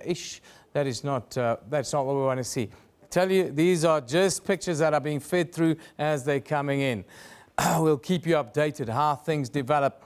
As you can see, it's rather peaceful at the moment down in the Western Cape with those marches being planned there. It's not the same here in Gauteng at the moment. As you can see, drums being turned over, rubbish strewn all over the street, and those drums are even being broken to pieces. But let me try and find out in the meantime. Alvis will get us more reaction from opposition parties. Now, Freedom Front Plus leader Pieter Groenewald says that ANC members of parliament have a chance to prove to South Africa that they can take rational decisions. Now, Groenewald was speaking following the National Assembly Speaker Baleka Mbete's announcement yesterday that a secret ballot would be used in the vote. Joining us now is the Freedom Front Plus leader, Dr. Pieter Mulder. A very good morning to you, Doctor, and welcome. Good morning, and thank you very much. Yeah. Now, the announcement yesterday by the National Speaker, Baleka Mbete, were you surprised as the Freedom Front Plus? Yes, I must admit I was surprised. I predicted it the other way around, and I think most of us were surprised. We thought she'll toe the line from that side. Remember, the President said in Parliament he prefer open vote. So technically she went against him from what he said. When we asked him a question about that, whether he would like a secret one, an open one, he said, why don't we stay and do it the same as we did in the past? So I think in that sense it was a surprise to us, yeah. What does it mean for you as the opposition parties?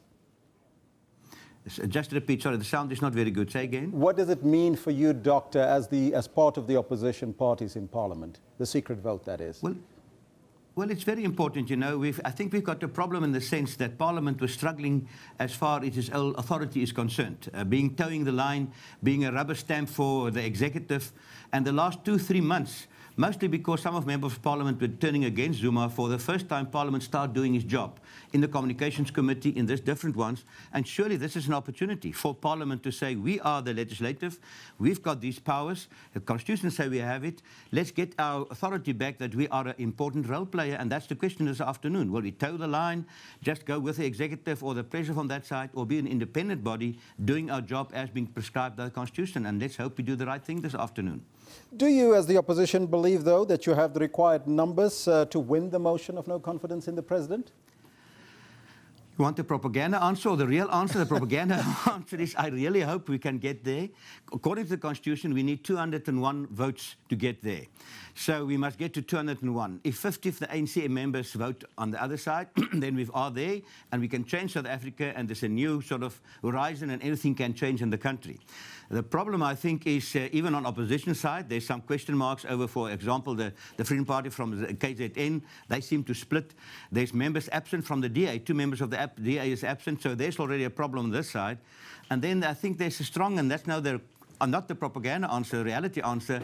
I think a lot of the ANC members are going to abstain, because by abstaining they sort of show their protest, but they don't vote for or against in a certain sense.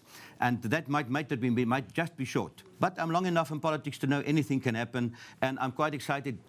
Just maybe we can solve this problem quickly now and get the country out of the crisis that we're in, economic-wise and otherwise. Now, the FF Plus did indicate that they will not support a presidential candidate from the African National Congress if they put one forward should the vote of no confidence against the president succeed today.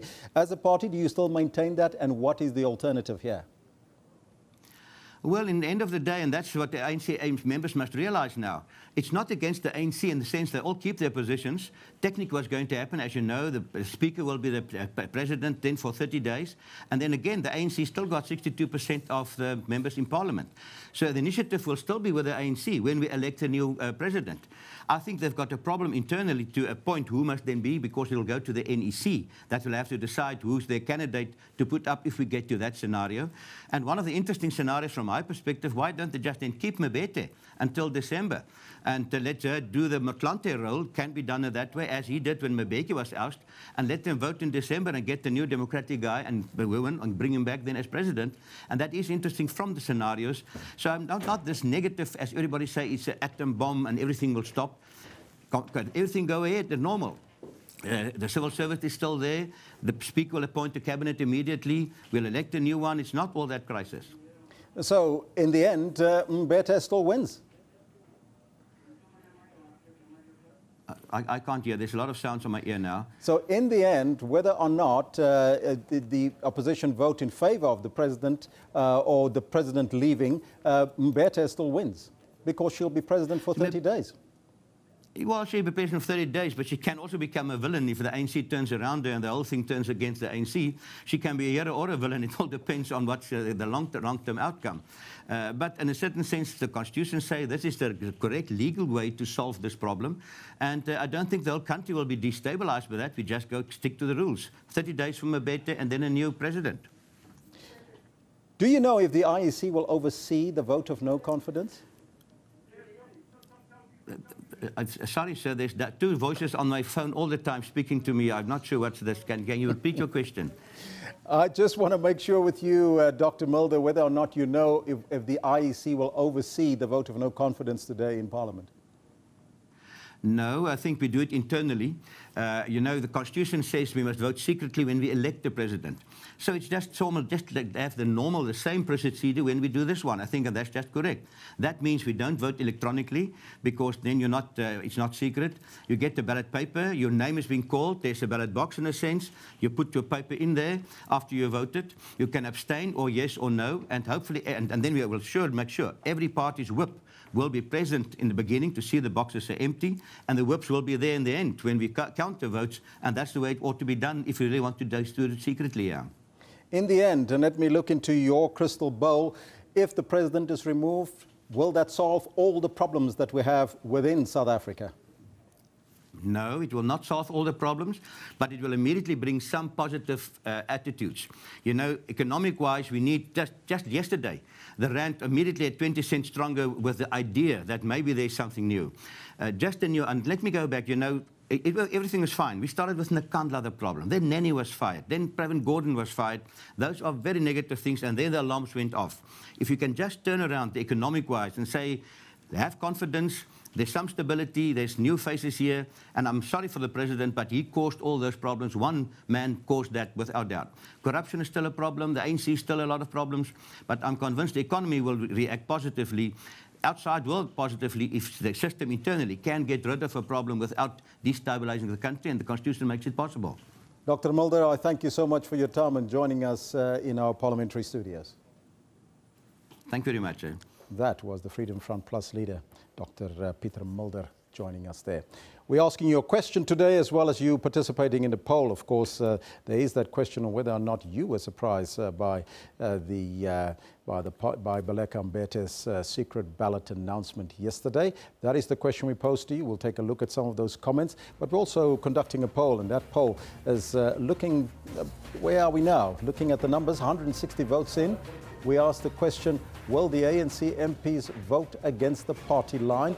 Thus far, we have 61%, and of course, 39% of you are saying yes, they will be voting the party line. But we also have, as you know, major roads here in the Joburg area were blocked. We've also seen some of the roads here in Braamfontein being blocked, so please do not get into the city today. If you can avoid it, do so. Let's take a short break. We'll be right back after that.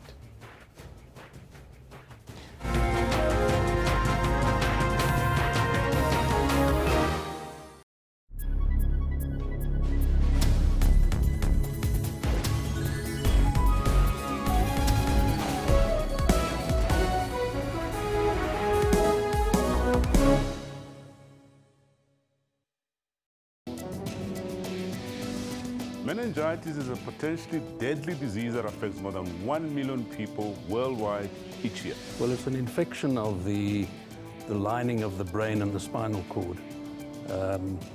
And it's caused by a variety of bacteria. And also, importantly, with fungal meningitis, there's no transmission from person to person. In South Africa and elsewhere in the world, the ministries of health have recognized this as an important disease to prevent. And vaccines have been introduced into immunization, routine immunization programs. It's really important to prevent, and the best way to prevent is to have people know their HIV status, start antiretroviral treatment as soon as possible. For all your health news, join Health Talk every Saturday from 9 to 10. What guides us? What leads us forward? Is it the advice of our elders? Is it the actions of our people? Or the voices of our citizens? Your country is guided by the voices of its people. And your broadcaster is dependent on your voice to guide it. Get your copy of the SABC's editorial policy and have your say.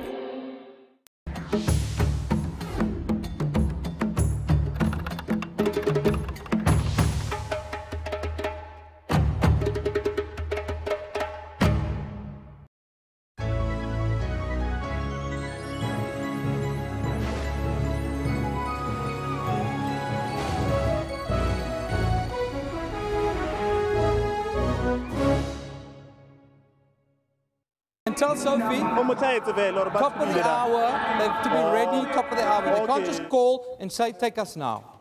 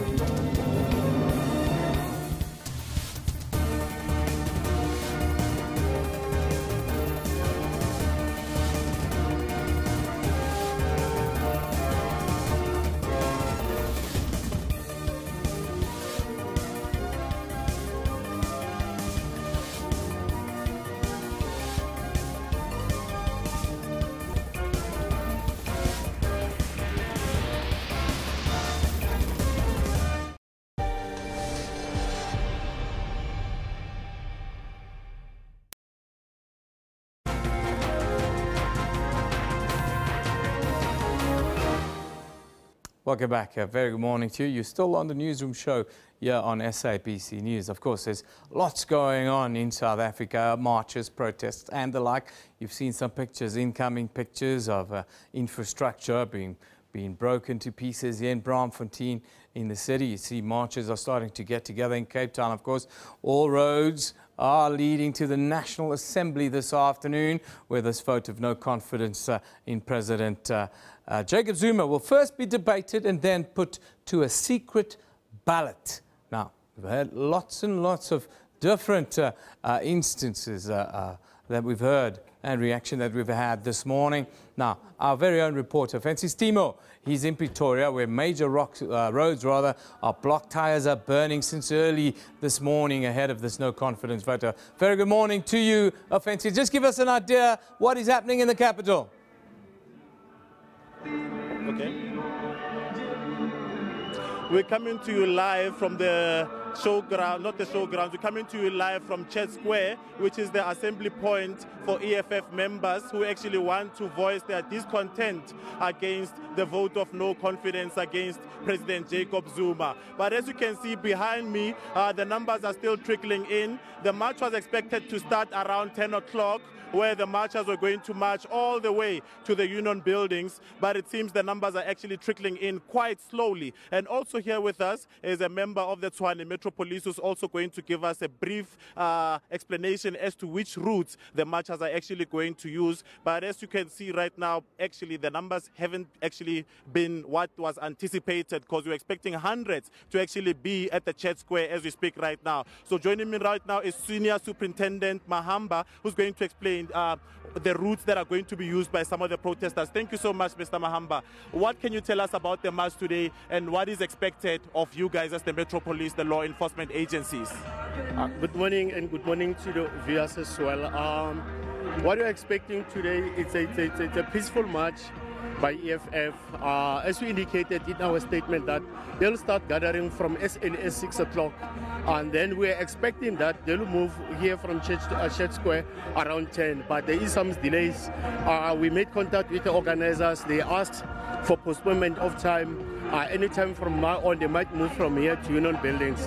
The strat that will be affected, from here they'll join Matiba Street right through up until at Union Building. The streets adjacent Matiba Street, your Tabosi Home, your Dutoit, your Sisulu, your Lilene Ngoyi, up until at Union Building, they could be affected. Hence, we are advising motorists to use alternative routes, or as and when they find themselves in this area, they should exercise patience. But what we're going to do as well, we've deployed our Metropolis officers surrounding the area to man those intersections that I've mentioned earlier on. We are expecting plus minus about 10,000 people from the EFF according to their request in a formal application. But as to whether they'll reach that number, that will be seen later. But we are saying, as Metropolis and other law enforcers, we are ready just to make sure that we deal with whatever that could arise here. But again, we indicated to the organizers that we are expecting a peaceful march. That's what we expect. Remember, there are people around the city, around CBD, that are expected to go as normal with their businesses. There are people that are working, that are supposed to be peacefully working. So we are saying to the marchers that they should respect the rights of those people. Again, we know very well and we respect the rights of the people that are marching, but as well we should consider other people's rights as well. There are also some unconfirmed reports that on Madiba Street there's a wimpy shop that has been burgled. What can you tell us about that? I heard also about that report. I'm still awaiting confirmation about that incident. We will get a report anytime from now on to confirm that or not. But at this stage, I cannot confirm that. I've heard about it. I'm still here to confirm that. But we are saying if indeed that happened, we will hold somebody to account for this. Remember, we are still going to check who's responsible and is there any people that have been arrested. We are saying as police, we are not going to allow such things. I said earlier on that we are expecting people to go on as business as usual.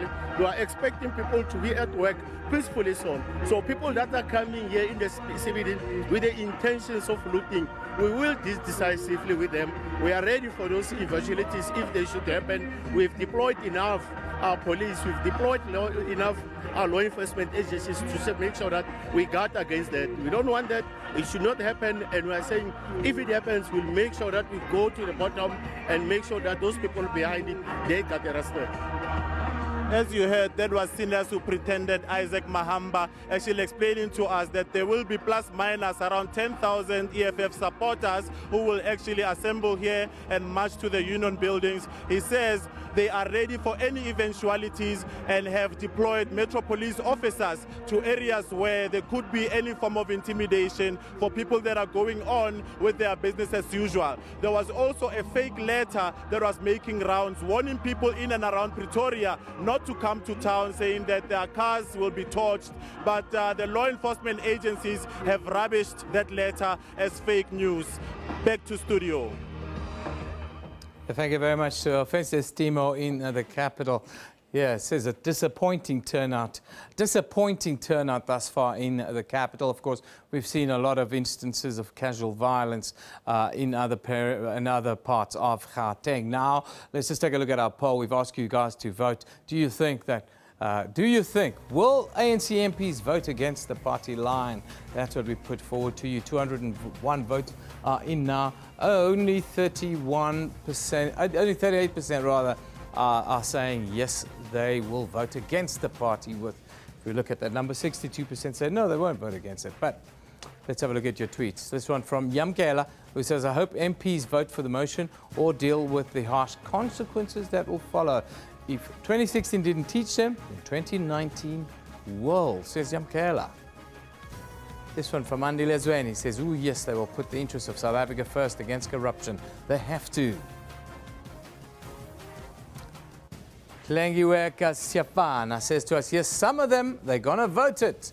They're talking about the vote of no confidence there.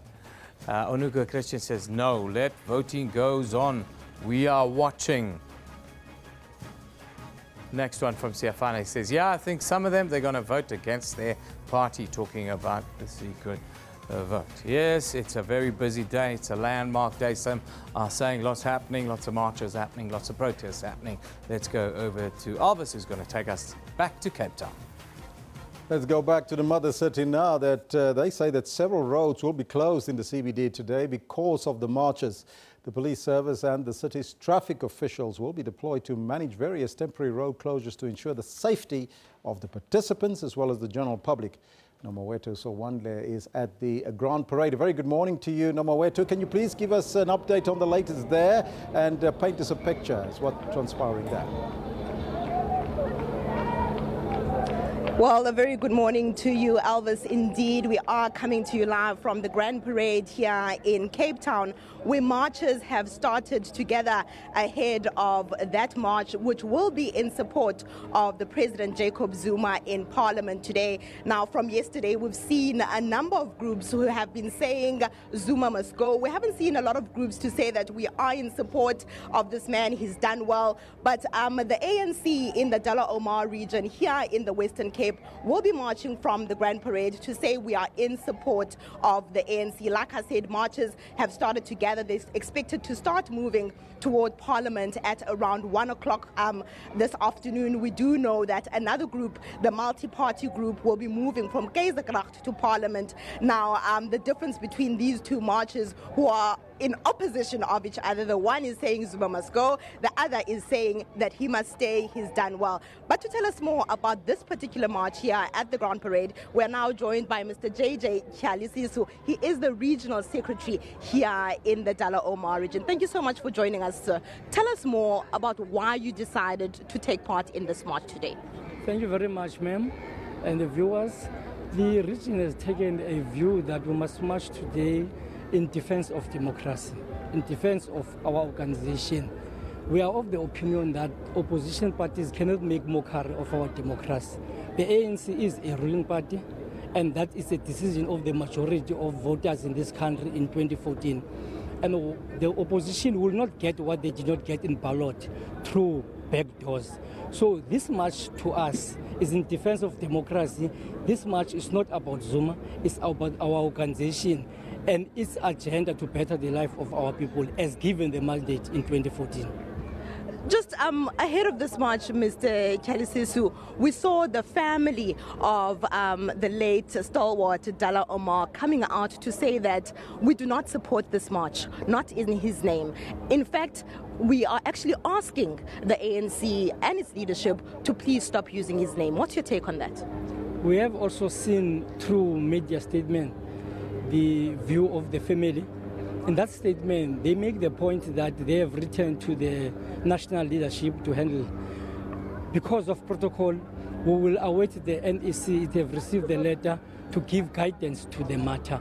In our own view, it was written to us. We were going to engage the family further to understand their view and put our view across. By now that the letter is written to the NEC, we will await their guidance.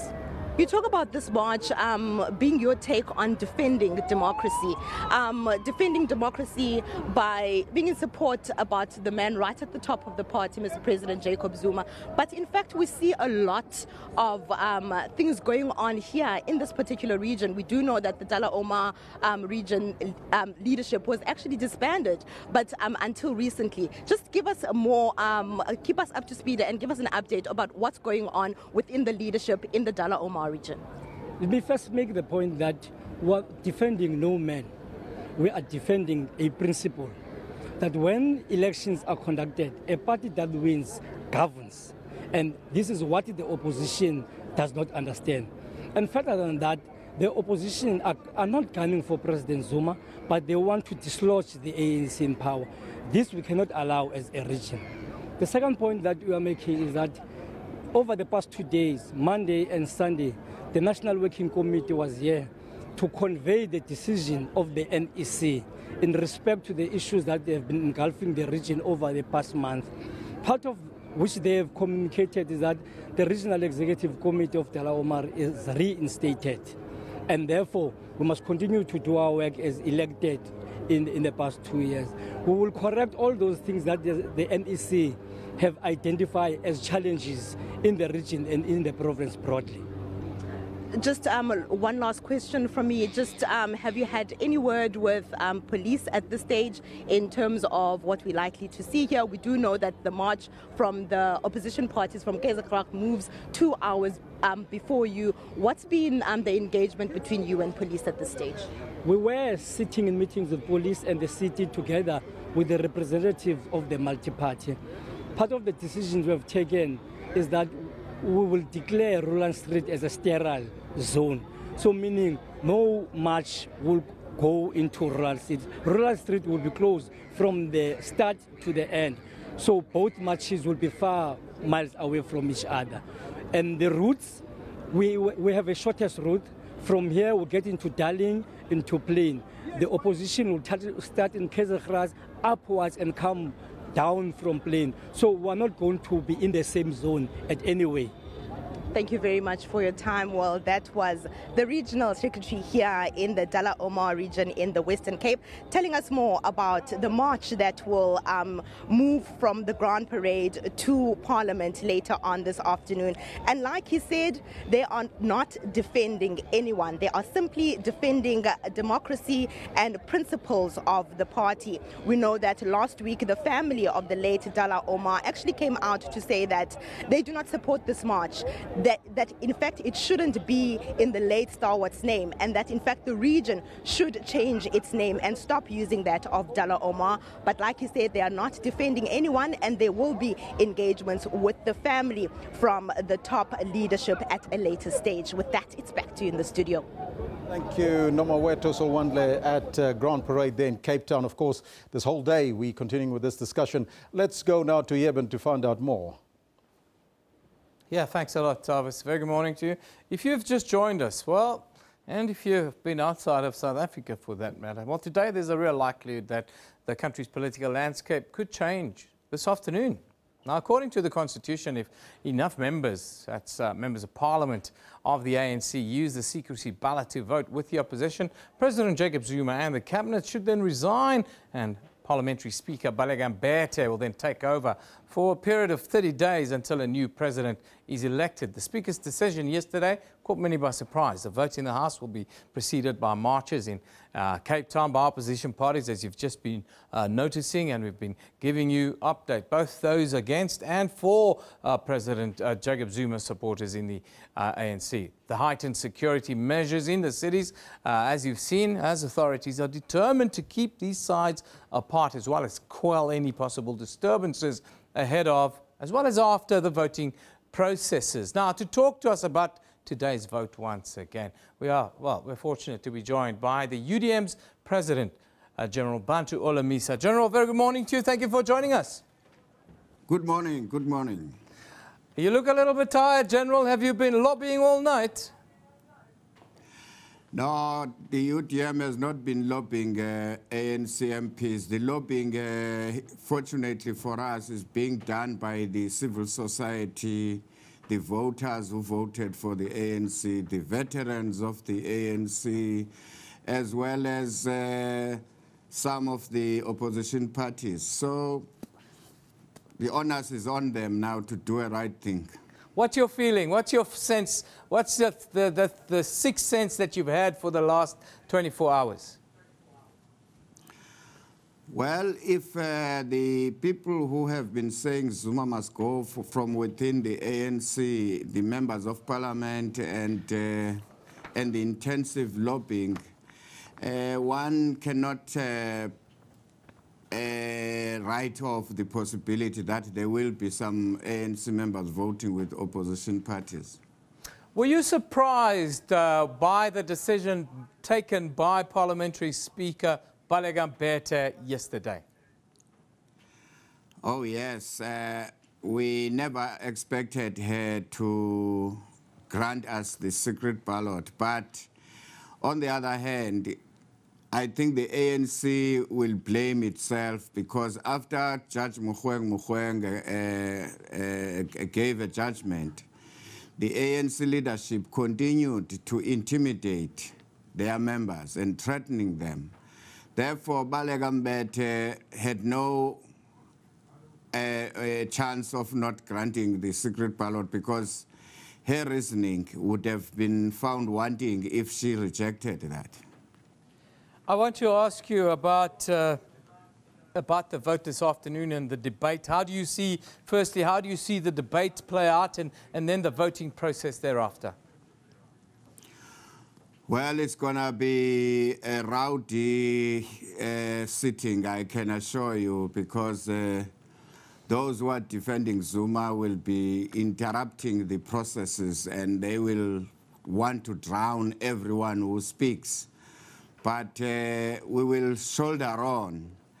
What I'm happy about is that we have made it a point that all MPs are safe at the end of the day.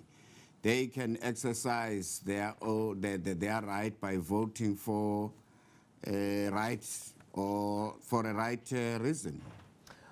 What do you think a positive result for the opposition this afternoon, what would it mean for South Africa in the short and longer term? Well, at least we would immediately recapture the lost ground in terms of our image in the economic field. The outlook will be far better. And the person who will run the country, preferable from the ANC, because we are not in a game of changing the regime here.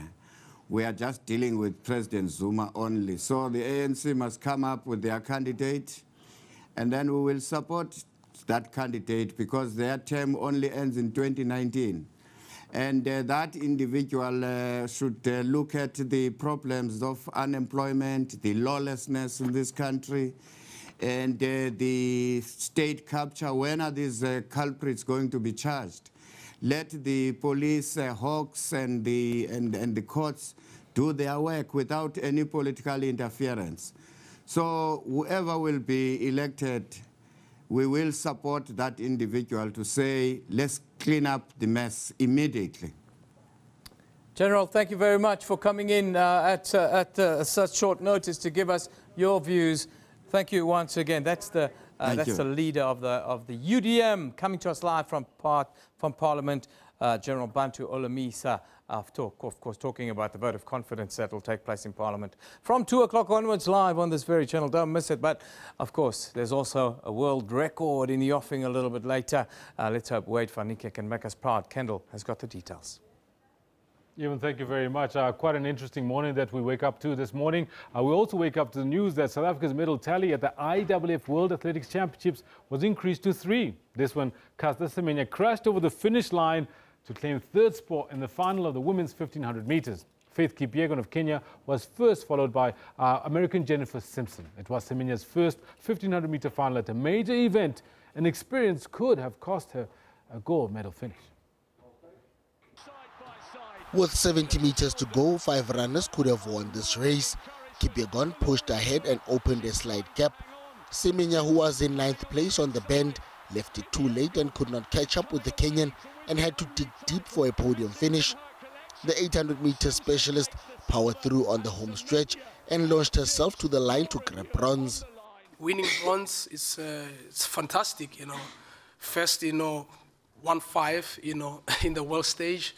And being able to overcome that, it's quite an amazing race. And congratulations to Faith and Jenny. They ran a fantastic race. They move like rockets. I was like, oh, what's this? But obviously, it's just fantastic. Having a great team, surrounding me. I would just like to give credit to them.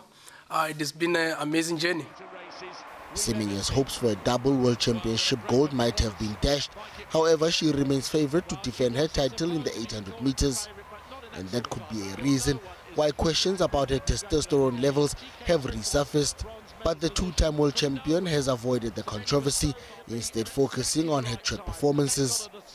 I have no time for nonsense. So medication, no medication. Look, I'm an athlete. I don't have time for such things.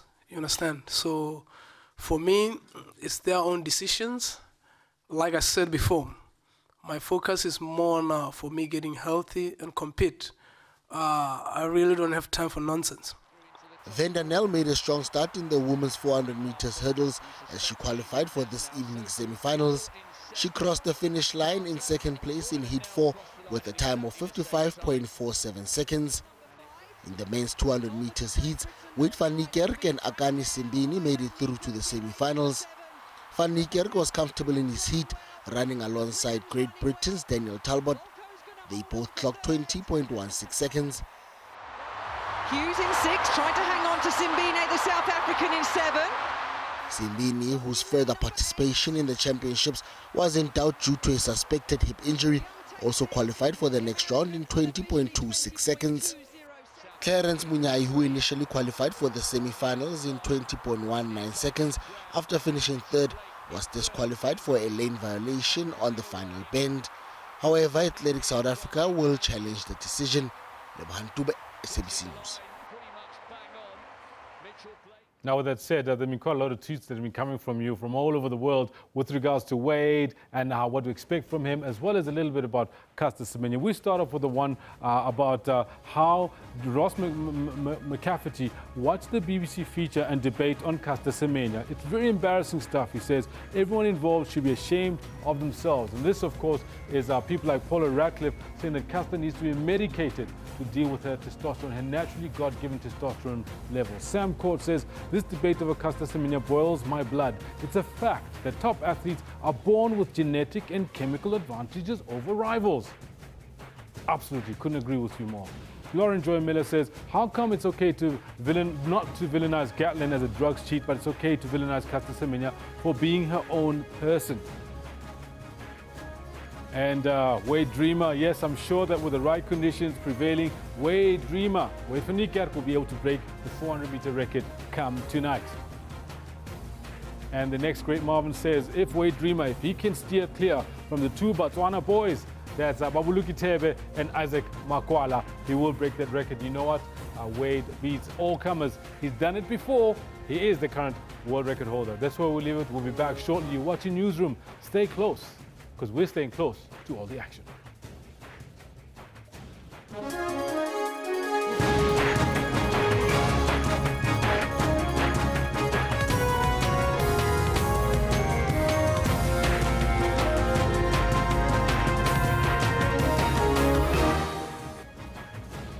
It's 1100 hours Central Africa time. This is the final hour here in the newsroom. I'm Elvis Preslin. I'm Kendo Makamat.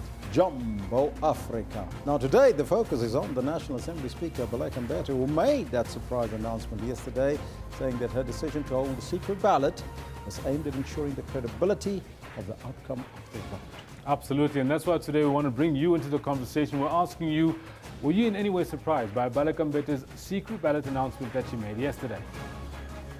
Let's take a look at what you are telling us on the Twitter handle as well as on the Facebook page. Let's see what Gadani has got to say. He says, definite surprise. Those who disagree are lying. We all thought she would follow the ANC mandate. It may well have been the ANC mandate. We don't know. Jane Tuli says, I was so surprised because of what Jackson Mthembu said before about the secret ballot.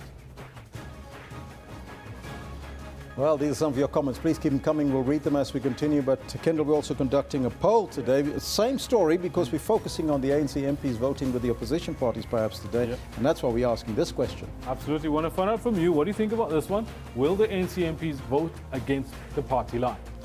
Will they tow it or not? That is the question. 62% are saying no. Very interesting there. Of the quite a few hundred votes that we've gotten, Ms. Dr. Dineo Moloi says, I'm not sure, but if they fail to remove their president, I'm afraid on 2019 we will remove the whole ANC. Klaus says, only the brave ones will vote with the oppositions, considering the fact that their jobs is on the line. Keep coming, we'll read them as we continue, but there's also a big sports question today, of course. Wade Dreamer it is, eh? Absolutely. 10 to 11 tonight, Wade Dreamer will be running the 400-meter final. He's done it before. He's broken a world record in a final at the Olympics just in 2016. We want to find out from you. What do you think? Will Wade van Niekerk break the 400-meter record again tonight? This one from Brian, he says, the same was said last year after his semi. He didn't look like he'd break that record in the final, but he did.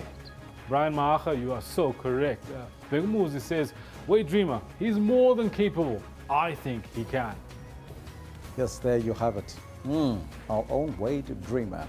But let's get down to business now to take a look at what's happening in the news.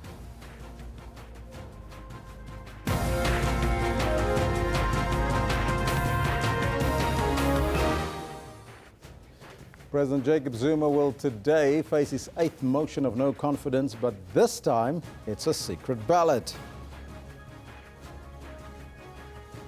Motorists traveling in and around Gauteng townships are requested to be cautious since the numerous community protests. But what you're seeing currently is Kenya. There's thousands of Kenyans already in voting queues to elect a new leader in the country's hotly contested presidential elections. Those are some of your headlines, but before we get to the news, let's find out from Kendall Makamate what's up in the sports. Elvis, thank you very much. Good morning to you. It's been an amazing sporting week so far. It's only Tuesday. Yes, it's been an amazing sporting week. This is what we've got for you in the sports today. Is coming away to win the only title missing from her collection. Simpson takes the silver and Semenya outdips Laura Muir on the line for the bronze. Olympic champion Faith Kipyegon becomes the world champion in a ferocious 1500-meter race as Caster Semenya beats Brit Laura Muir out of a medal, grabbing the bronze on the line.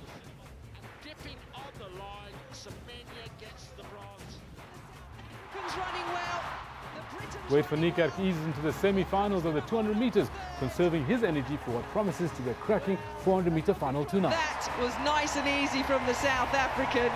He's got the athletic gene, and it was easy qualifying, wasn't it, Rob, in the end, as we'd expect for Van Niekerk.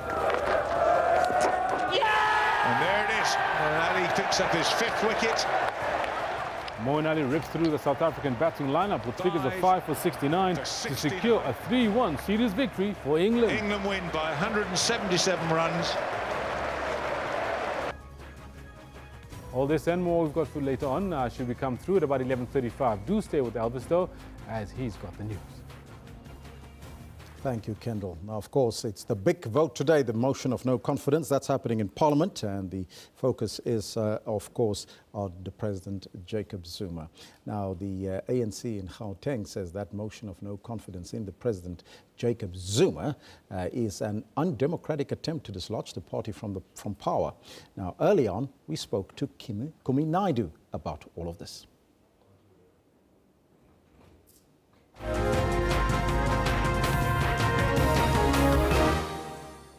There will be tight security around the Parliament's precincts in Cape Town today.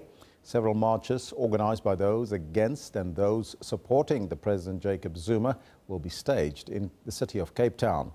State Security Minister David Mashlobo has urged the march organisers to take full responsibility for any criminal acts that would arise as a result of the conduct of their members.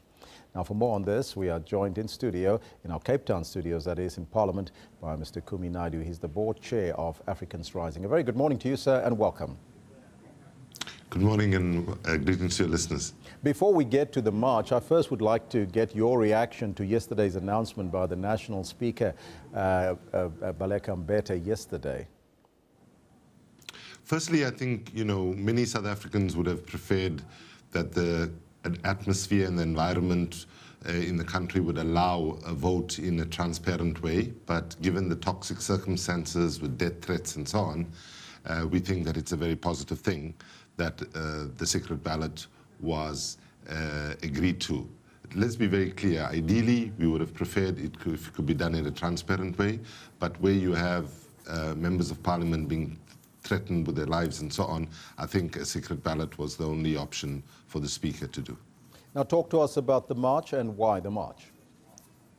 Well, essentially, there's been a accumulation of reasons why President Zuma should actually step down from office. We want to be very clear that while we are appealing to members of parliament to exercise a vote to replace President Zuma, we don't think that that will solve the problem in itself, but we do not solve any of the problems that we have in the country if we don't begin with removing the person at the top of the problems. And this is also now a time for ordinary citizens, whether they are in trade unions, whether they are within faith, religious organizations and NGOs and so on, to stand up, rise up and make the voices heard. And we hope that this march will encourage our members of parliament, the majority of whom believe that President Zuma should not be in office, for them to rise above political party considerations and vote with their conscience. And the march is intended to encourage a sense of morality and a sense of conscience on the part of our members of parliament that will be voting this afternoon. Have you conscientized Cape Townians about the march, and what are your expectations in the numbers today? In terms of the numbers, I think the marches will be well attended. I think the figure that has been talked about is 10,000, and I hope that people will feel that it's important to come out, and we hope that people come out in large numbers. And we call on all our supporters and everybody who is participating to conduct themselves in a peaceful manner and to act with dignity. Something that we have not seen from the political leadership of our country. What are the routes that you'll be marching from and to? The march starts at Kaiserkracht and will arrive in Parliament probably around 11, 12, where there will be various speeches and messages from a range of representatives. What is the message that you want to get across to parliamentarians, number one, and the broader South African spectrum of society? Well, as civil society, we are saying that it's unacceptable that so much of money that could be going to help the poor of our country, who do not have food, who do not have electricity, who do not have fees for university education and so on. We are seeing, on the one hand, so much of need, and on the other hand, so much of money in the billions being stolen from our people's resources. And we are now saying to our government and to our parliament, you can fool some of the people all of the time, you can fool all of the people some of the time, you can never fool all the people all the time. And Parliament must act now against a president that has lost his way, that is acting against the interests of the poor, and that is a source of division both within the ANC as well as in the country. And what we say is that there's a time to clean up, and that day has to be today. People have been very patient, waiting for the internal processes of the ANC to deal with the matter. Clearly those processes have failed, and now this is the only step that we have to start a new chapter in South Africa's history, which is one that moves away from the absolute extreme levels of corruption that we have seen under the President Zuma leadership. Now, there's been some speculation about possible corruption and vote purchasing and even vote rigging if the vote in Parliament is secret today. What do you make of that, and is that perhaps a possibility? Well, you know, it's really difficult to predict exactly how the votes will go.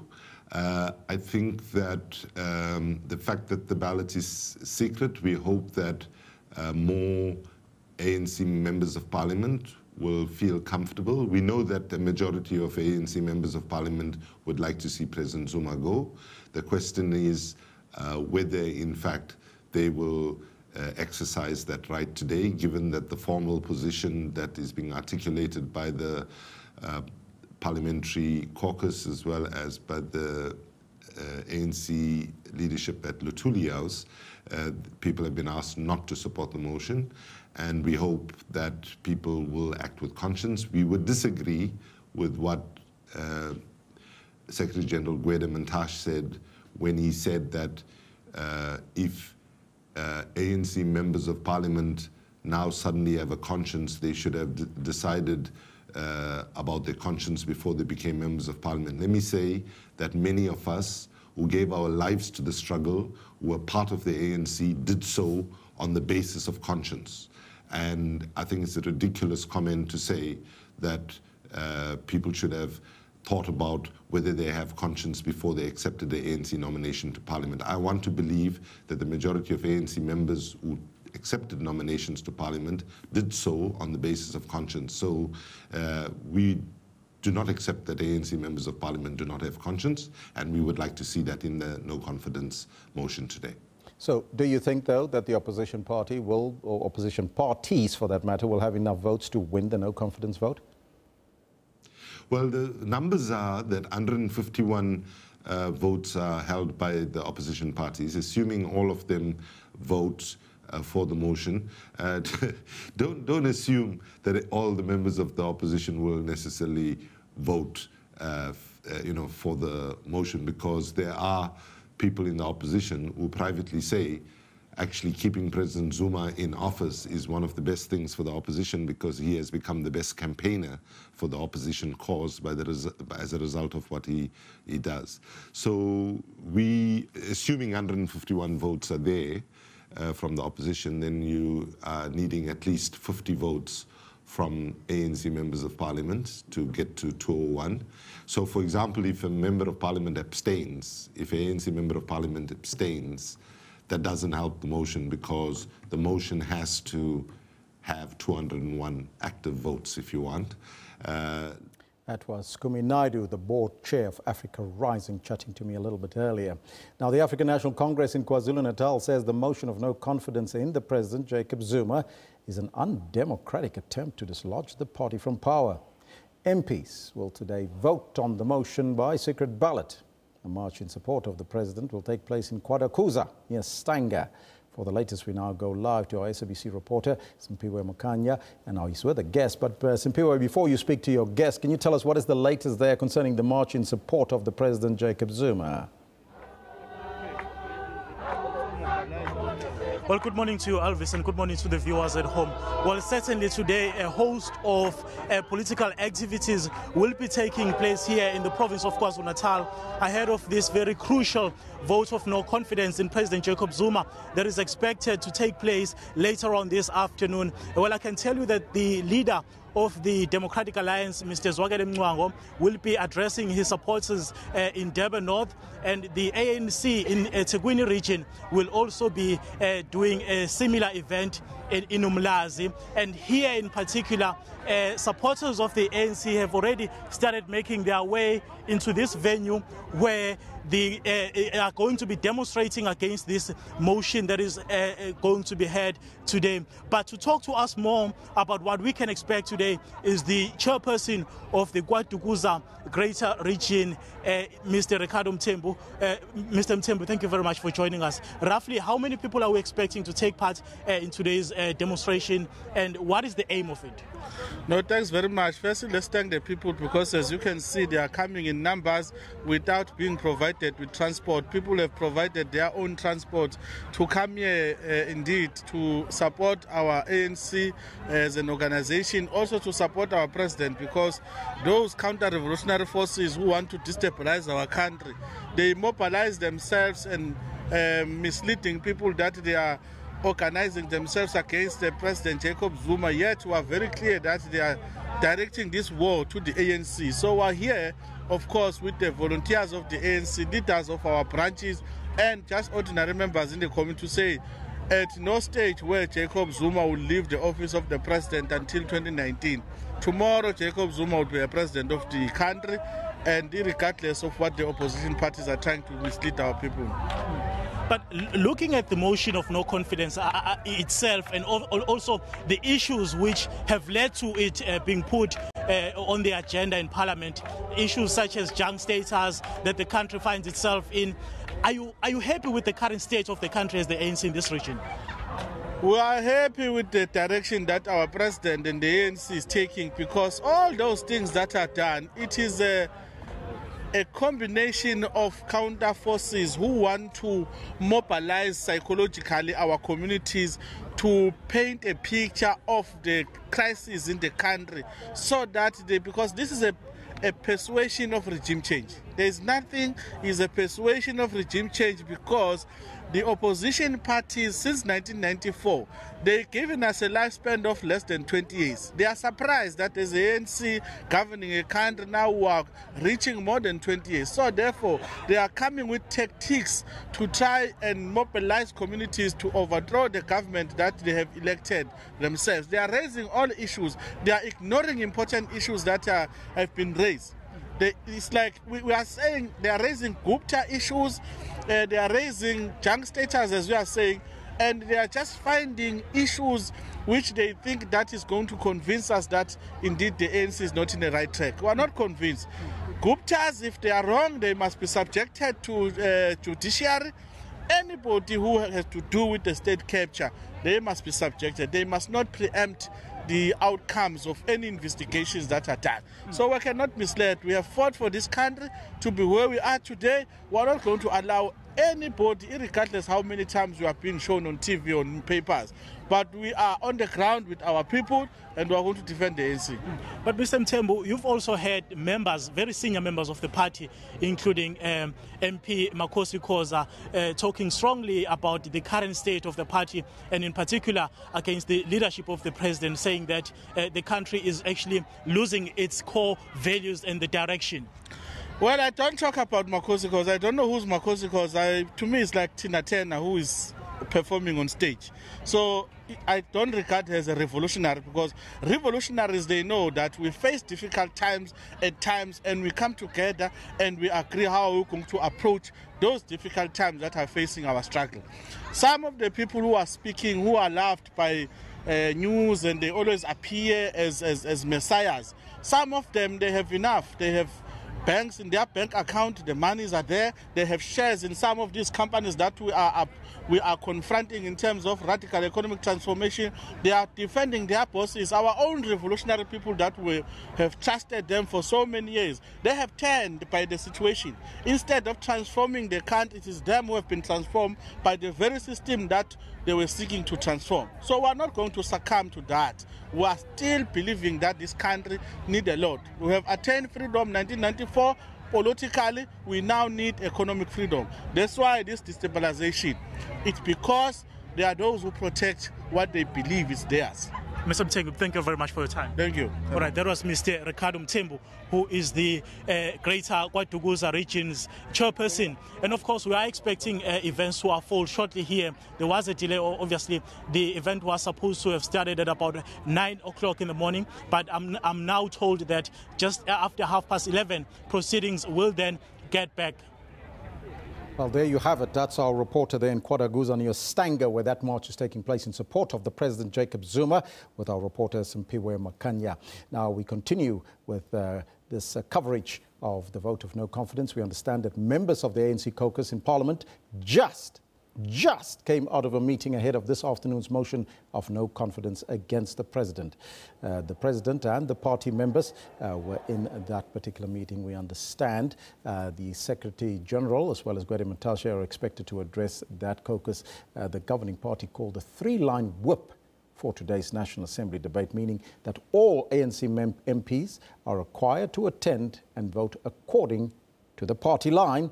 The Deputy Speaker of the National Assembly, Lachesa Chinoli, says that Parliament is ready for this afternoon's debate and vote in the motion of no confidence in the President. He explained how the secret ballot will be conducted. But let's now go live to our reporter, Lukhanyo Kalata, who is in Parliament. A very good morning to you, Lukhanyo. Can you tell us what transpired there and paint us a picture? Elvis, yes, good morning.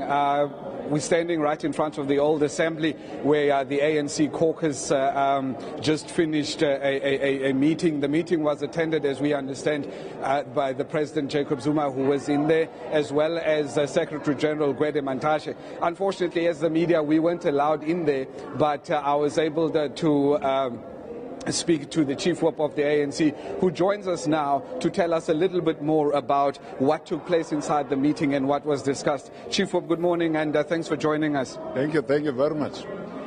We've just seen members of the ANC walking past here in full cry, in full voice. They're a lot happier than they seemed yesterday. What can you tell us about what took place inside the old assembly? Yeah, thank you very much indeed. There was a lot of toying inside this old assembly because the ANC members feel that the ANC is under attack. That's why we then resort to singing our struggle songs. So there was a lot of struggle songs that were sung in our caucus. Of course, the caucus received a briefing from the Secretary General, who reminded caucus that we are here at the behest of the African National Congress, and therefore we cannot vote in support of this motion of our detractors, of our political enemies, the Democratic Alliance, and we got a clear marching order that we vote against this motion, which is not, it was not coming for the first time. We ourselves arrived at that conclusion that we cannot hand over government to the opposition by voting with the opposition to remove our government. There are, however, some members of that caucus who do not believe that that's what the ANC should be doing, at least voting to keep the status quo as it is. How do you deal with that? How was it dealt with inside? No. Inside, we all got the briefing from the Secretary General, and after that is the Chief Whip who spoke of what's going to happen today, the voting procedures, and who are our speakers.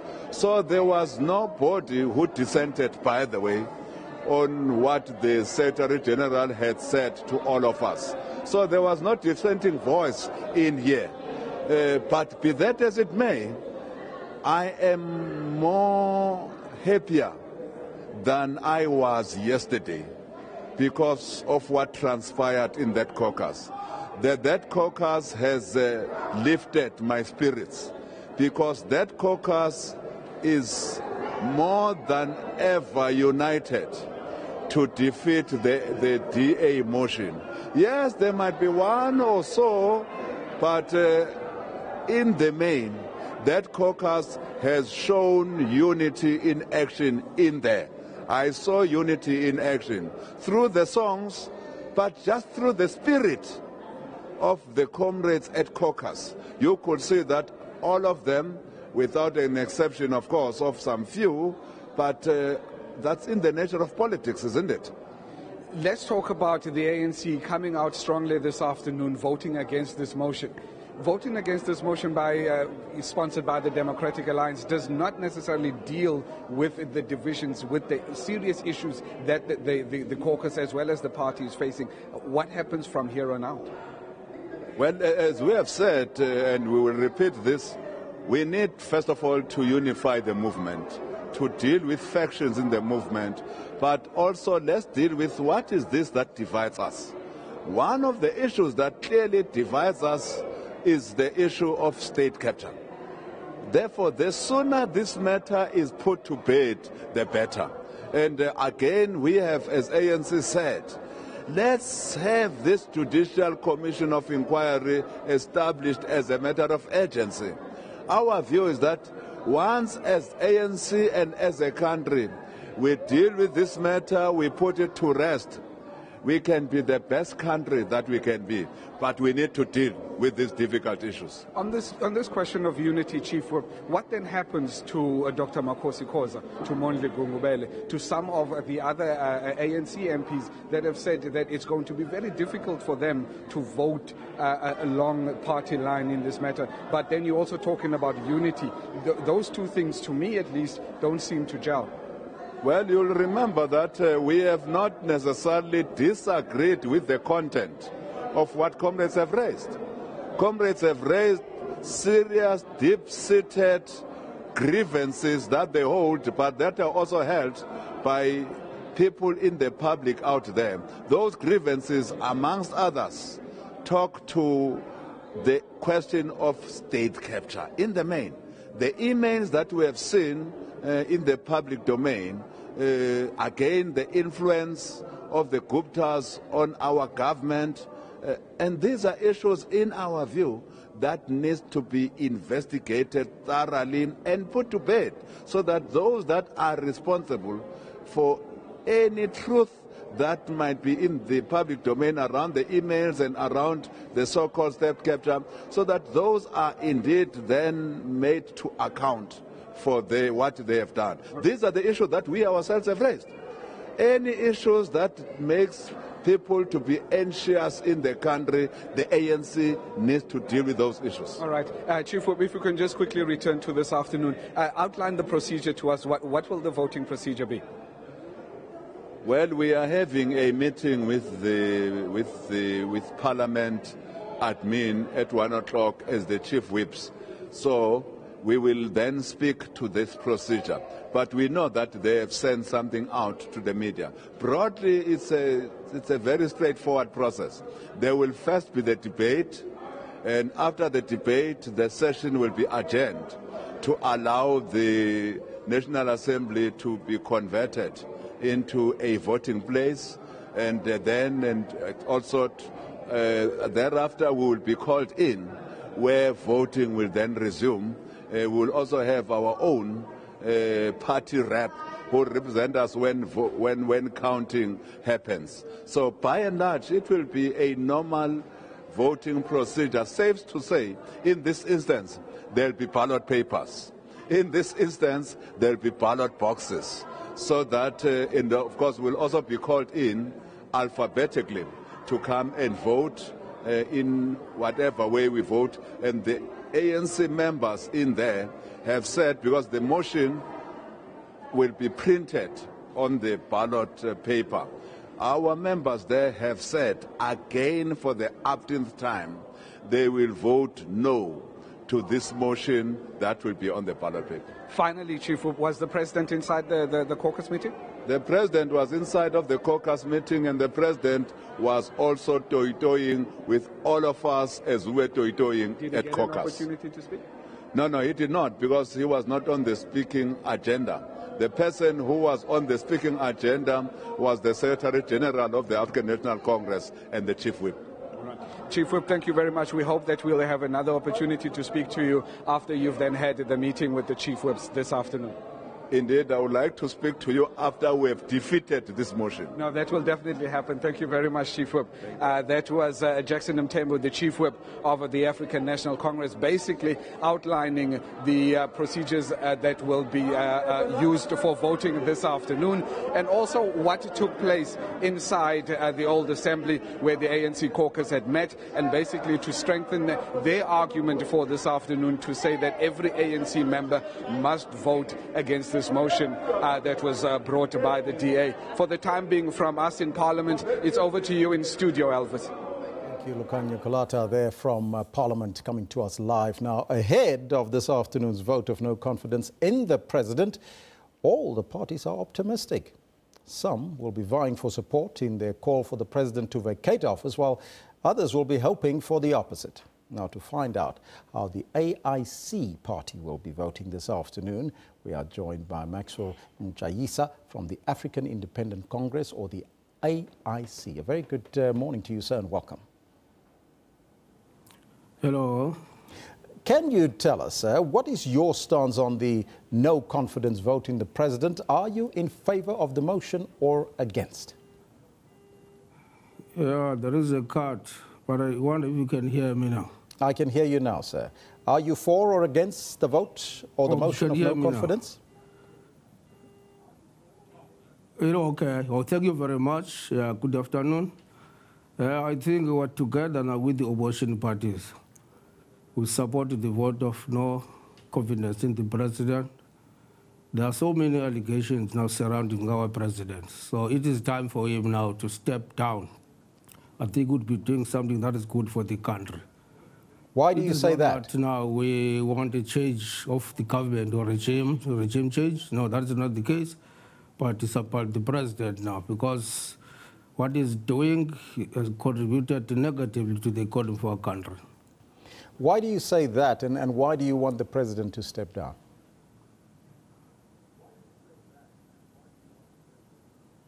Come again, I can't hear you. Well, it seems like we have some connection problems there, sir, but if you can just repeat to me as to why do you want the President to step down? What did he do?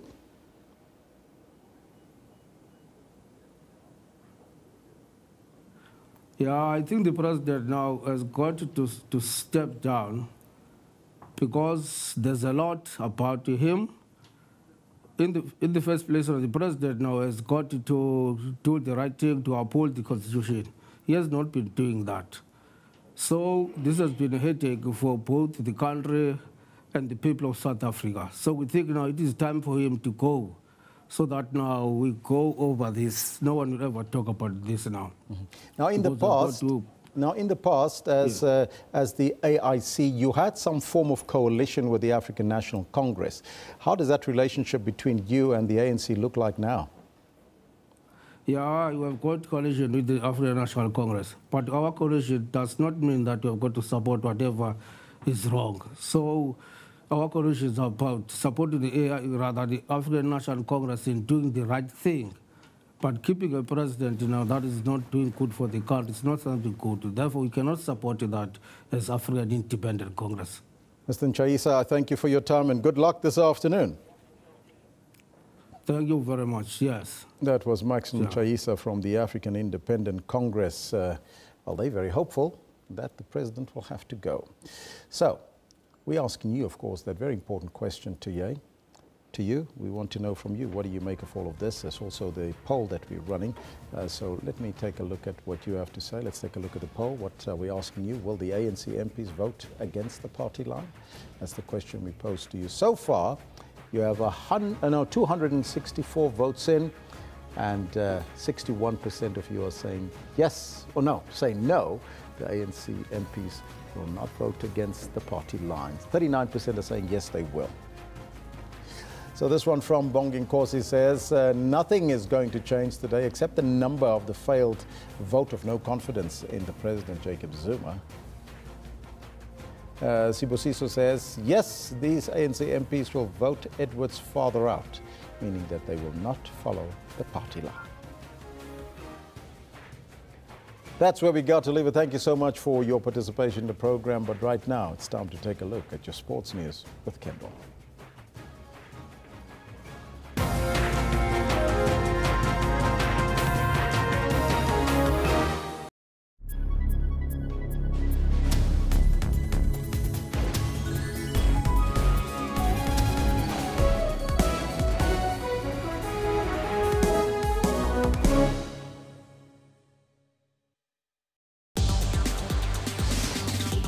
Phones, cloud systems and robots have taken over a lot of what used to be done manually. Our accounting system is actually based on the cloud. Google nowadays can tell you where you parked your car. And Africa's entrepreneurs are using technology to create. With Pocket Masipala, you can basically do all the services that you would do at the municipality physically by going there, but you can now do them on a mobile app. Join me, Spumelele Zondi, on Sundays at 9 p.m. on SABC News.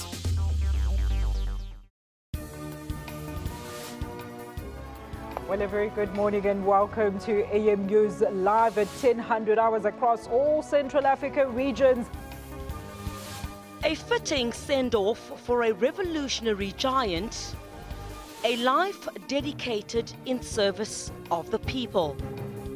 The result means that the Swallows are out of the ABC Municipal League and drop to the amateur fourth tier of South African football, the SAB League.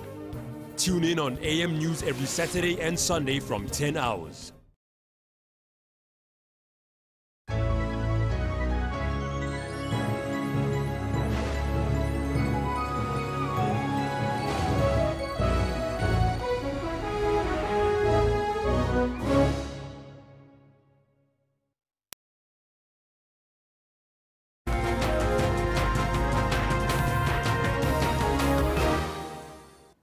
Welcome back. My name is Kendall Makhamat. It's time for a little bit of sports before we carry on with some of the more heavy news for the day. South Africa's medal tally at the IAAF World Athletics Championships was increased to 3. This when Caster Semenya crashed over the finish line to claim third spot in the final of the women's 1500 meters. Faith Kipyegon of Kenya was first, followed by American Jennifer Simpson. It was Semenya's first 1500-meter final at a major event, and experience could have cost her a gold medal finish. With 70 meters to go, 5 runners could have won this race. Kipyegon pushed ahead and opened a slight gap. Semenya, who was in 9th place on the bend, left it too late and could not catch up with the Kenyan and had to dig deep for a podium finish. The 800-meter specialist powered through on the home stretch and launched herself to the line to grab bronze. Winning bronze is it's fantastic, you know. First, 1-5, in the world stage. And being able to overcome that, it's quite an amazing race. And congratulations to Faith and Jenny. They ran a fantastic race, you know. They move like rockets. I was like, oh, what's this? But obviously, it's just fantastic, you know, having a great team, you know, surrounding me. Yeah, I would just like to give credit to them. It has been an amazing journey. Semenya's hopes for a double world championship gold might have been dashed. However, she remains favourite to defend her title in the 800 meters. And that could be a reason why questions about her testosterone levels have resurfaced. But the two-time world champion has avoided the controversy, instead focusing on her track performances. I have no time for nonsense. So medication, no medication. Look, I'm an athlete. I don't have time for such things. You understand? So for me, it's their own decisions. Like I said before, my focus is more on for me getting healthy and compete. I really don't have time for nonsense. Vandernel made a strong start in the women's 400 meters hurdles as she qualified for this evening's semi-finals. She crossed the finish line in second place in heat 4 with a time of 55.47 seconds. In the men's 200 meters heats, Wade van Niekerk and Akani Simbini made it through to the semi-finals. Van Niekerk was comfortable in his heat, running alongside Great Britain's Daniel Talbot. They both clocked 20.16 seconds. Hughes in 6, trying to hang on to Simbine, the South African in 7. Simbini, whose further participation in the championships was in doubt due to a suspected hip injury, also qualified for the next round in 20.26 seconds. Clarence Munyai, who initially qualified for the semi-finals in 20.19 seconds after finishing third, was disqualified for a lane violation on the final bend. However, Athletics South Africa will challenge the decision. Lebohang Tube, SABC News. And of course, there has been lots of traffic on social media about everything that's happening at the IWF World Champs. We'll focus on two big stories. One is about Wade van Niekerk as well as about Caster Semenya. Now, some stuff being said about Caster Semenya. The hypoandrogynous tweets come up. That debate comes up again, where Emma Umpleby says it's really disappointing language and behavior from BBC Ari Caster Semenya. Different people have different physiological advantages, and this really talking about how Paula Radcliffe, the British marathon runner, is talking about how Caster needs to be medicated. Jane E.M. Callahan says 3 women beat Laura Muir. She's a great athlete, but stop blaming Caster Semenya. BBC Sport, London 2017. David Gillian says yes, and Caster Semenya is a woman and a damn fine athlete. The end. Sorry to spoil your childish game. That's what David Gillian has got to say. And of course, some other comments coming through as well. This now about Wade Dreamer, talking about the 400 meters tonight. Wade Dreamer, muck luck. He's got it and more. Go for it, Wade van Niekerk. Go boy. About him breaking the world record tonight. Onuka Christian says, Wade Dreamer, yes, he can break that record. Right on. Great patriot, he says. And we've got another one from Jamila van der Skeef, who says, Wade Dreamer, Wade is showing his full potential. Perhaps he'll break the record and show that all his training and hard work is paying off. Good luck. Is that what's being said about Wade van Niekerk and tonight? Moving on to other sporting stories that's making headlines. We'll now talk cricket, where England's national cricket team have secured a 3-1 series victory against South Africa in the 4th and final test at Old Trafford in Manchester. The English won the match comprehensively by 177 runs after bundling out the woeful Proteas for 202. Seamer Morne Morkel ensured that England's second innings was done and dusted early on the morning of day 4. Morkel dismissed Stuart Broad and James Anderson in the same over as the hosts were bowled out for 243, setting South Africa a challenging but very attainable 380 runs for victory. But just like we've seen on numerous occasions in the series, the Proteas' top order failed to fire. Dean Elgar, South Africa's only centurion in the series, was the first to depart for 5. Heino Kuhn, whose continued selection as an opener has raised some eyebrows, followed soon after. Toby Rowland-Jones then struck on the stroke of lunch, removing Themba Bavuma for 12, and the tourists limped into the interval on 40 for 3, still 340 runs behind. Hashim Amla and captain Faf du Plessis dug in their heels to lead the Proteas' fight back in the post-lunch session and recorded South Africa's first century partnership of the series. In one of the most fluent passages of play with the bat, Amla brought up his 35th Test half-century, also taking the Proteas total well past 100 runs. Half-century in very tough conditions. Moeen Ali ended the pair's fourth wicket stand on 123 runs, trapping Amla leg before for 83 late in the middle session. Ali, the leading wicket taker in the series with 25 wickets, grabbed two more scalps before the tea break, that of Quinton de Kock for 1 and Tinus de Bruin for a duck in the same over, and South Africa went to tea on 182 for 6, still trailing by 198 runs. James Anderson started the celebrations in Manchester with a prized wicket of South Africa's captain shortly after the interval for 61, and yet again the Proteas were staring down the barrel on 183 for 7. Fittingly, it was Ali who delivered the last rites with his fifth 5-wicket haul in tests, as South Africa was all out for 202, handing England an emphatic 177-run win and a 3-1 series victory that saw them move up to third spots on the ICC's test rankings. Samantha Mari, SABC News. Now, ahead of the vote of no confidence in President Zuma to be held this afternoon in Parliament, there have been several marches around the country. We go now to Cape Town, where Vanessa Puna has been. We've crossed to her before. We now go back to Vanessa. Vanessa, we believe that the march has now started in Cape Town?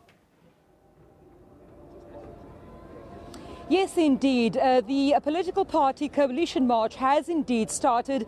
It's not only started, the march has now moved towards Parliament at the corner of Ruland and St. John Street a short while ago, kicking off with the leaders of the various political parties, joined by thousands and thousands of supporters, not only of those political parties, but also of civil society organizations such as the Right to Know, Section 27, Equal Education, Outer, and a host of other civil society organizations, as well as members of the public. We've heard one message today, and that is that political parties, all these organizations, are prepared and have put their differences aside, fundamental policy differences aside today, for what they call one goal, and that is for President Jacob Zuma to be voted out in a short while when that secret ballot in the motion of no confidence goes ahead. Here behind me at the Houses of Parliament, you'll see, if I can just show you, quite a strong police contingent today. We see a number of police vehicles as well as barbed wire.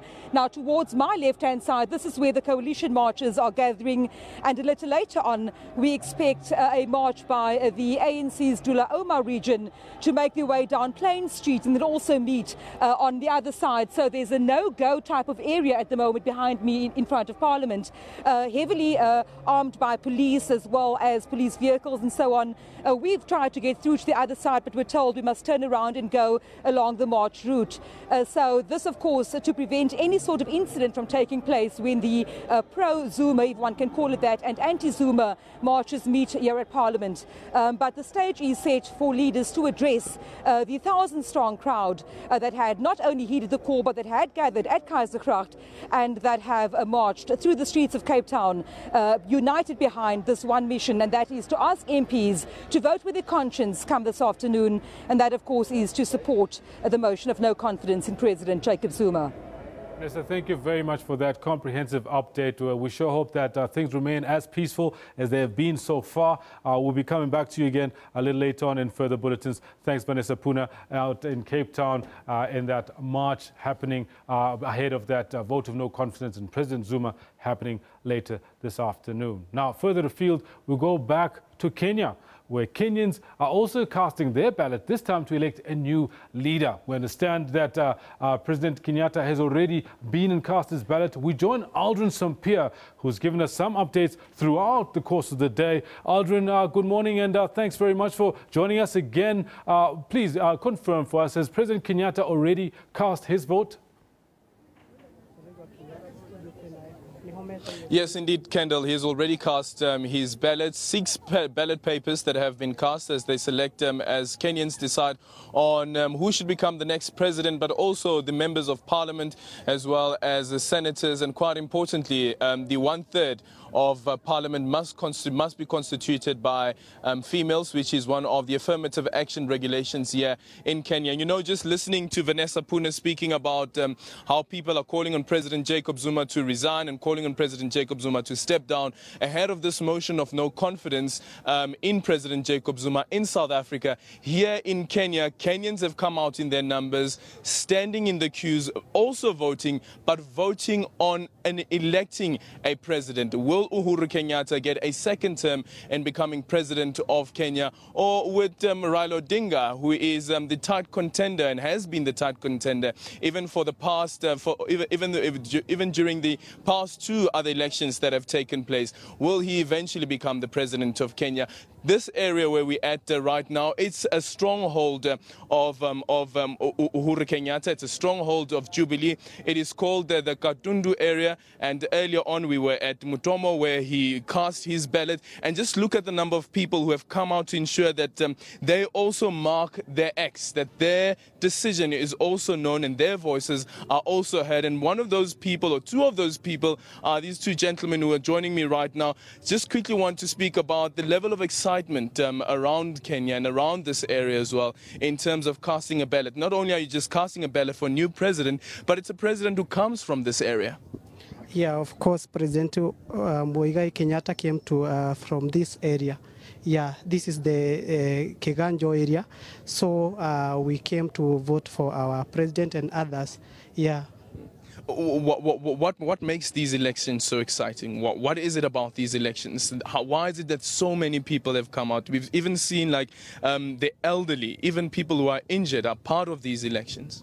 Okay, we have come to elect our president, just to elect our president Uhuru Muigai Kenyatta, so that he can be the second president. Oh no, not the second, the fifth president of the second term. Yeah. What is it that you expect from him? There's been a lot that has been said about the infrastructure that he's tried to roll out. Kenya currently has a GDP, an economic growth rate of about 5.6%. What is it exactly that you see or that you hope that you can receive from President Uhuru Kenyatta as a second term if he gets it? Okay, he's a very good president. He loves each and every praise of this country. He loves each and every tribe. He does a very good work. Yeah. Well, thank you so much, sir. Let me just quickly bring you in as well here. He spoke about the issue around tribes. He spoke about the issue around ethnicity as well. Do you think that Kenya has been able to overcome the issues in terms of the divisions among the different tribes? If there has been any other president in the Republic of Kenya that has tried to bring peace in Kenya, it is President Uhuru Muigai Kenyatta and President who was there, Kibaki. And he has done a lot. And we are expecting that he is going to continue with that particular activity of helping everyone without discriminating any tribe or any community. He is a nationalist. Yeah. And speaking about his ability to try and unite Kenyans across the color lines, across the ethnicity lines as well, one can't leave out William Ruto because he is his partner as well. They are in this together. Without William Ruto, Kenya cannot be governed. So we are expecting that they have done everything and they are trying, and we are happy with them, and we are electing them, and we are talking about the suit. Yeah. And just quickly, the National Super Alliance. Just quickly, your thoughts on the National Super Alliance, your thoughts on Raila Odinga. He has had a long career in politics, but never got to become president of Kenya. The good thing is that Raila Odinga is a person born in Kenya and a Kenyan citizen. So whomever can elect him, there's no problem, provided he is one of the strongest opposition leader in the Republic of Kenya. There's no problem.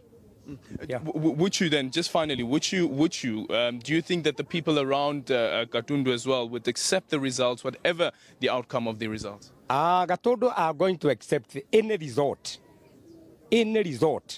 whether it is Uhuru or Raila, there's no problem.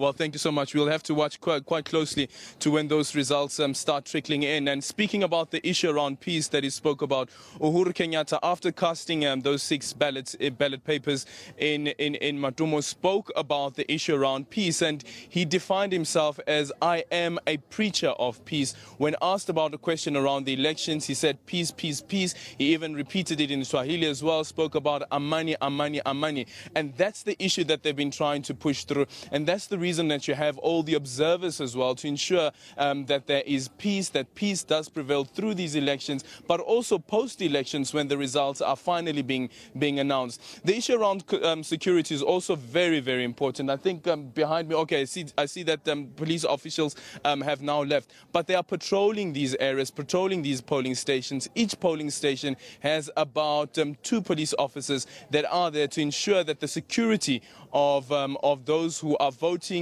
that they cast their ballots in peace, and there's no violence that breaks out. And of course, as SABC News, we'll continue to give you rolling coverage and updates of Kenya's one of the most tight elections that have taken place in recent days, as we have these 2 rivals going head to head, Raila Odinga as well as Uhuru Kenyatta. It's back to you in studio. Pierre, thank you very much for that update out in Kadundu, Kenya, as we wait to see what happens in that ballot that's been cast out in Kenya. As you can see, the 8th of August, 2017, very, very important day, both here in South Africa and out in Kenya. Parliamentarians voting in a ballot of no confidence in President Jacob Zuma, as well as out in Kenya, the Kenyan electorate itself are busy trying to elect a new leader. That's where we're going to leave it now. I know Alicia Jali is standing by to take you further into the afternoon to bring you more news as it happens right here on SABC News. Until tomorrow, we'll be back with the entire team from Newsroom. This is Anil.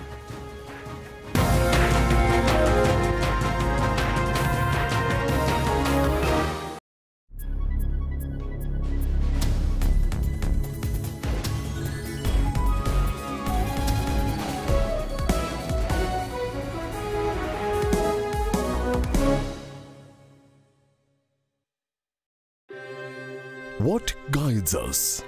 Is it something you can touch, hear, feel, or see? What leads us on to greater experiences? Is it leaders on a soapbox, spouting rhetoric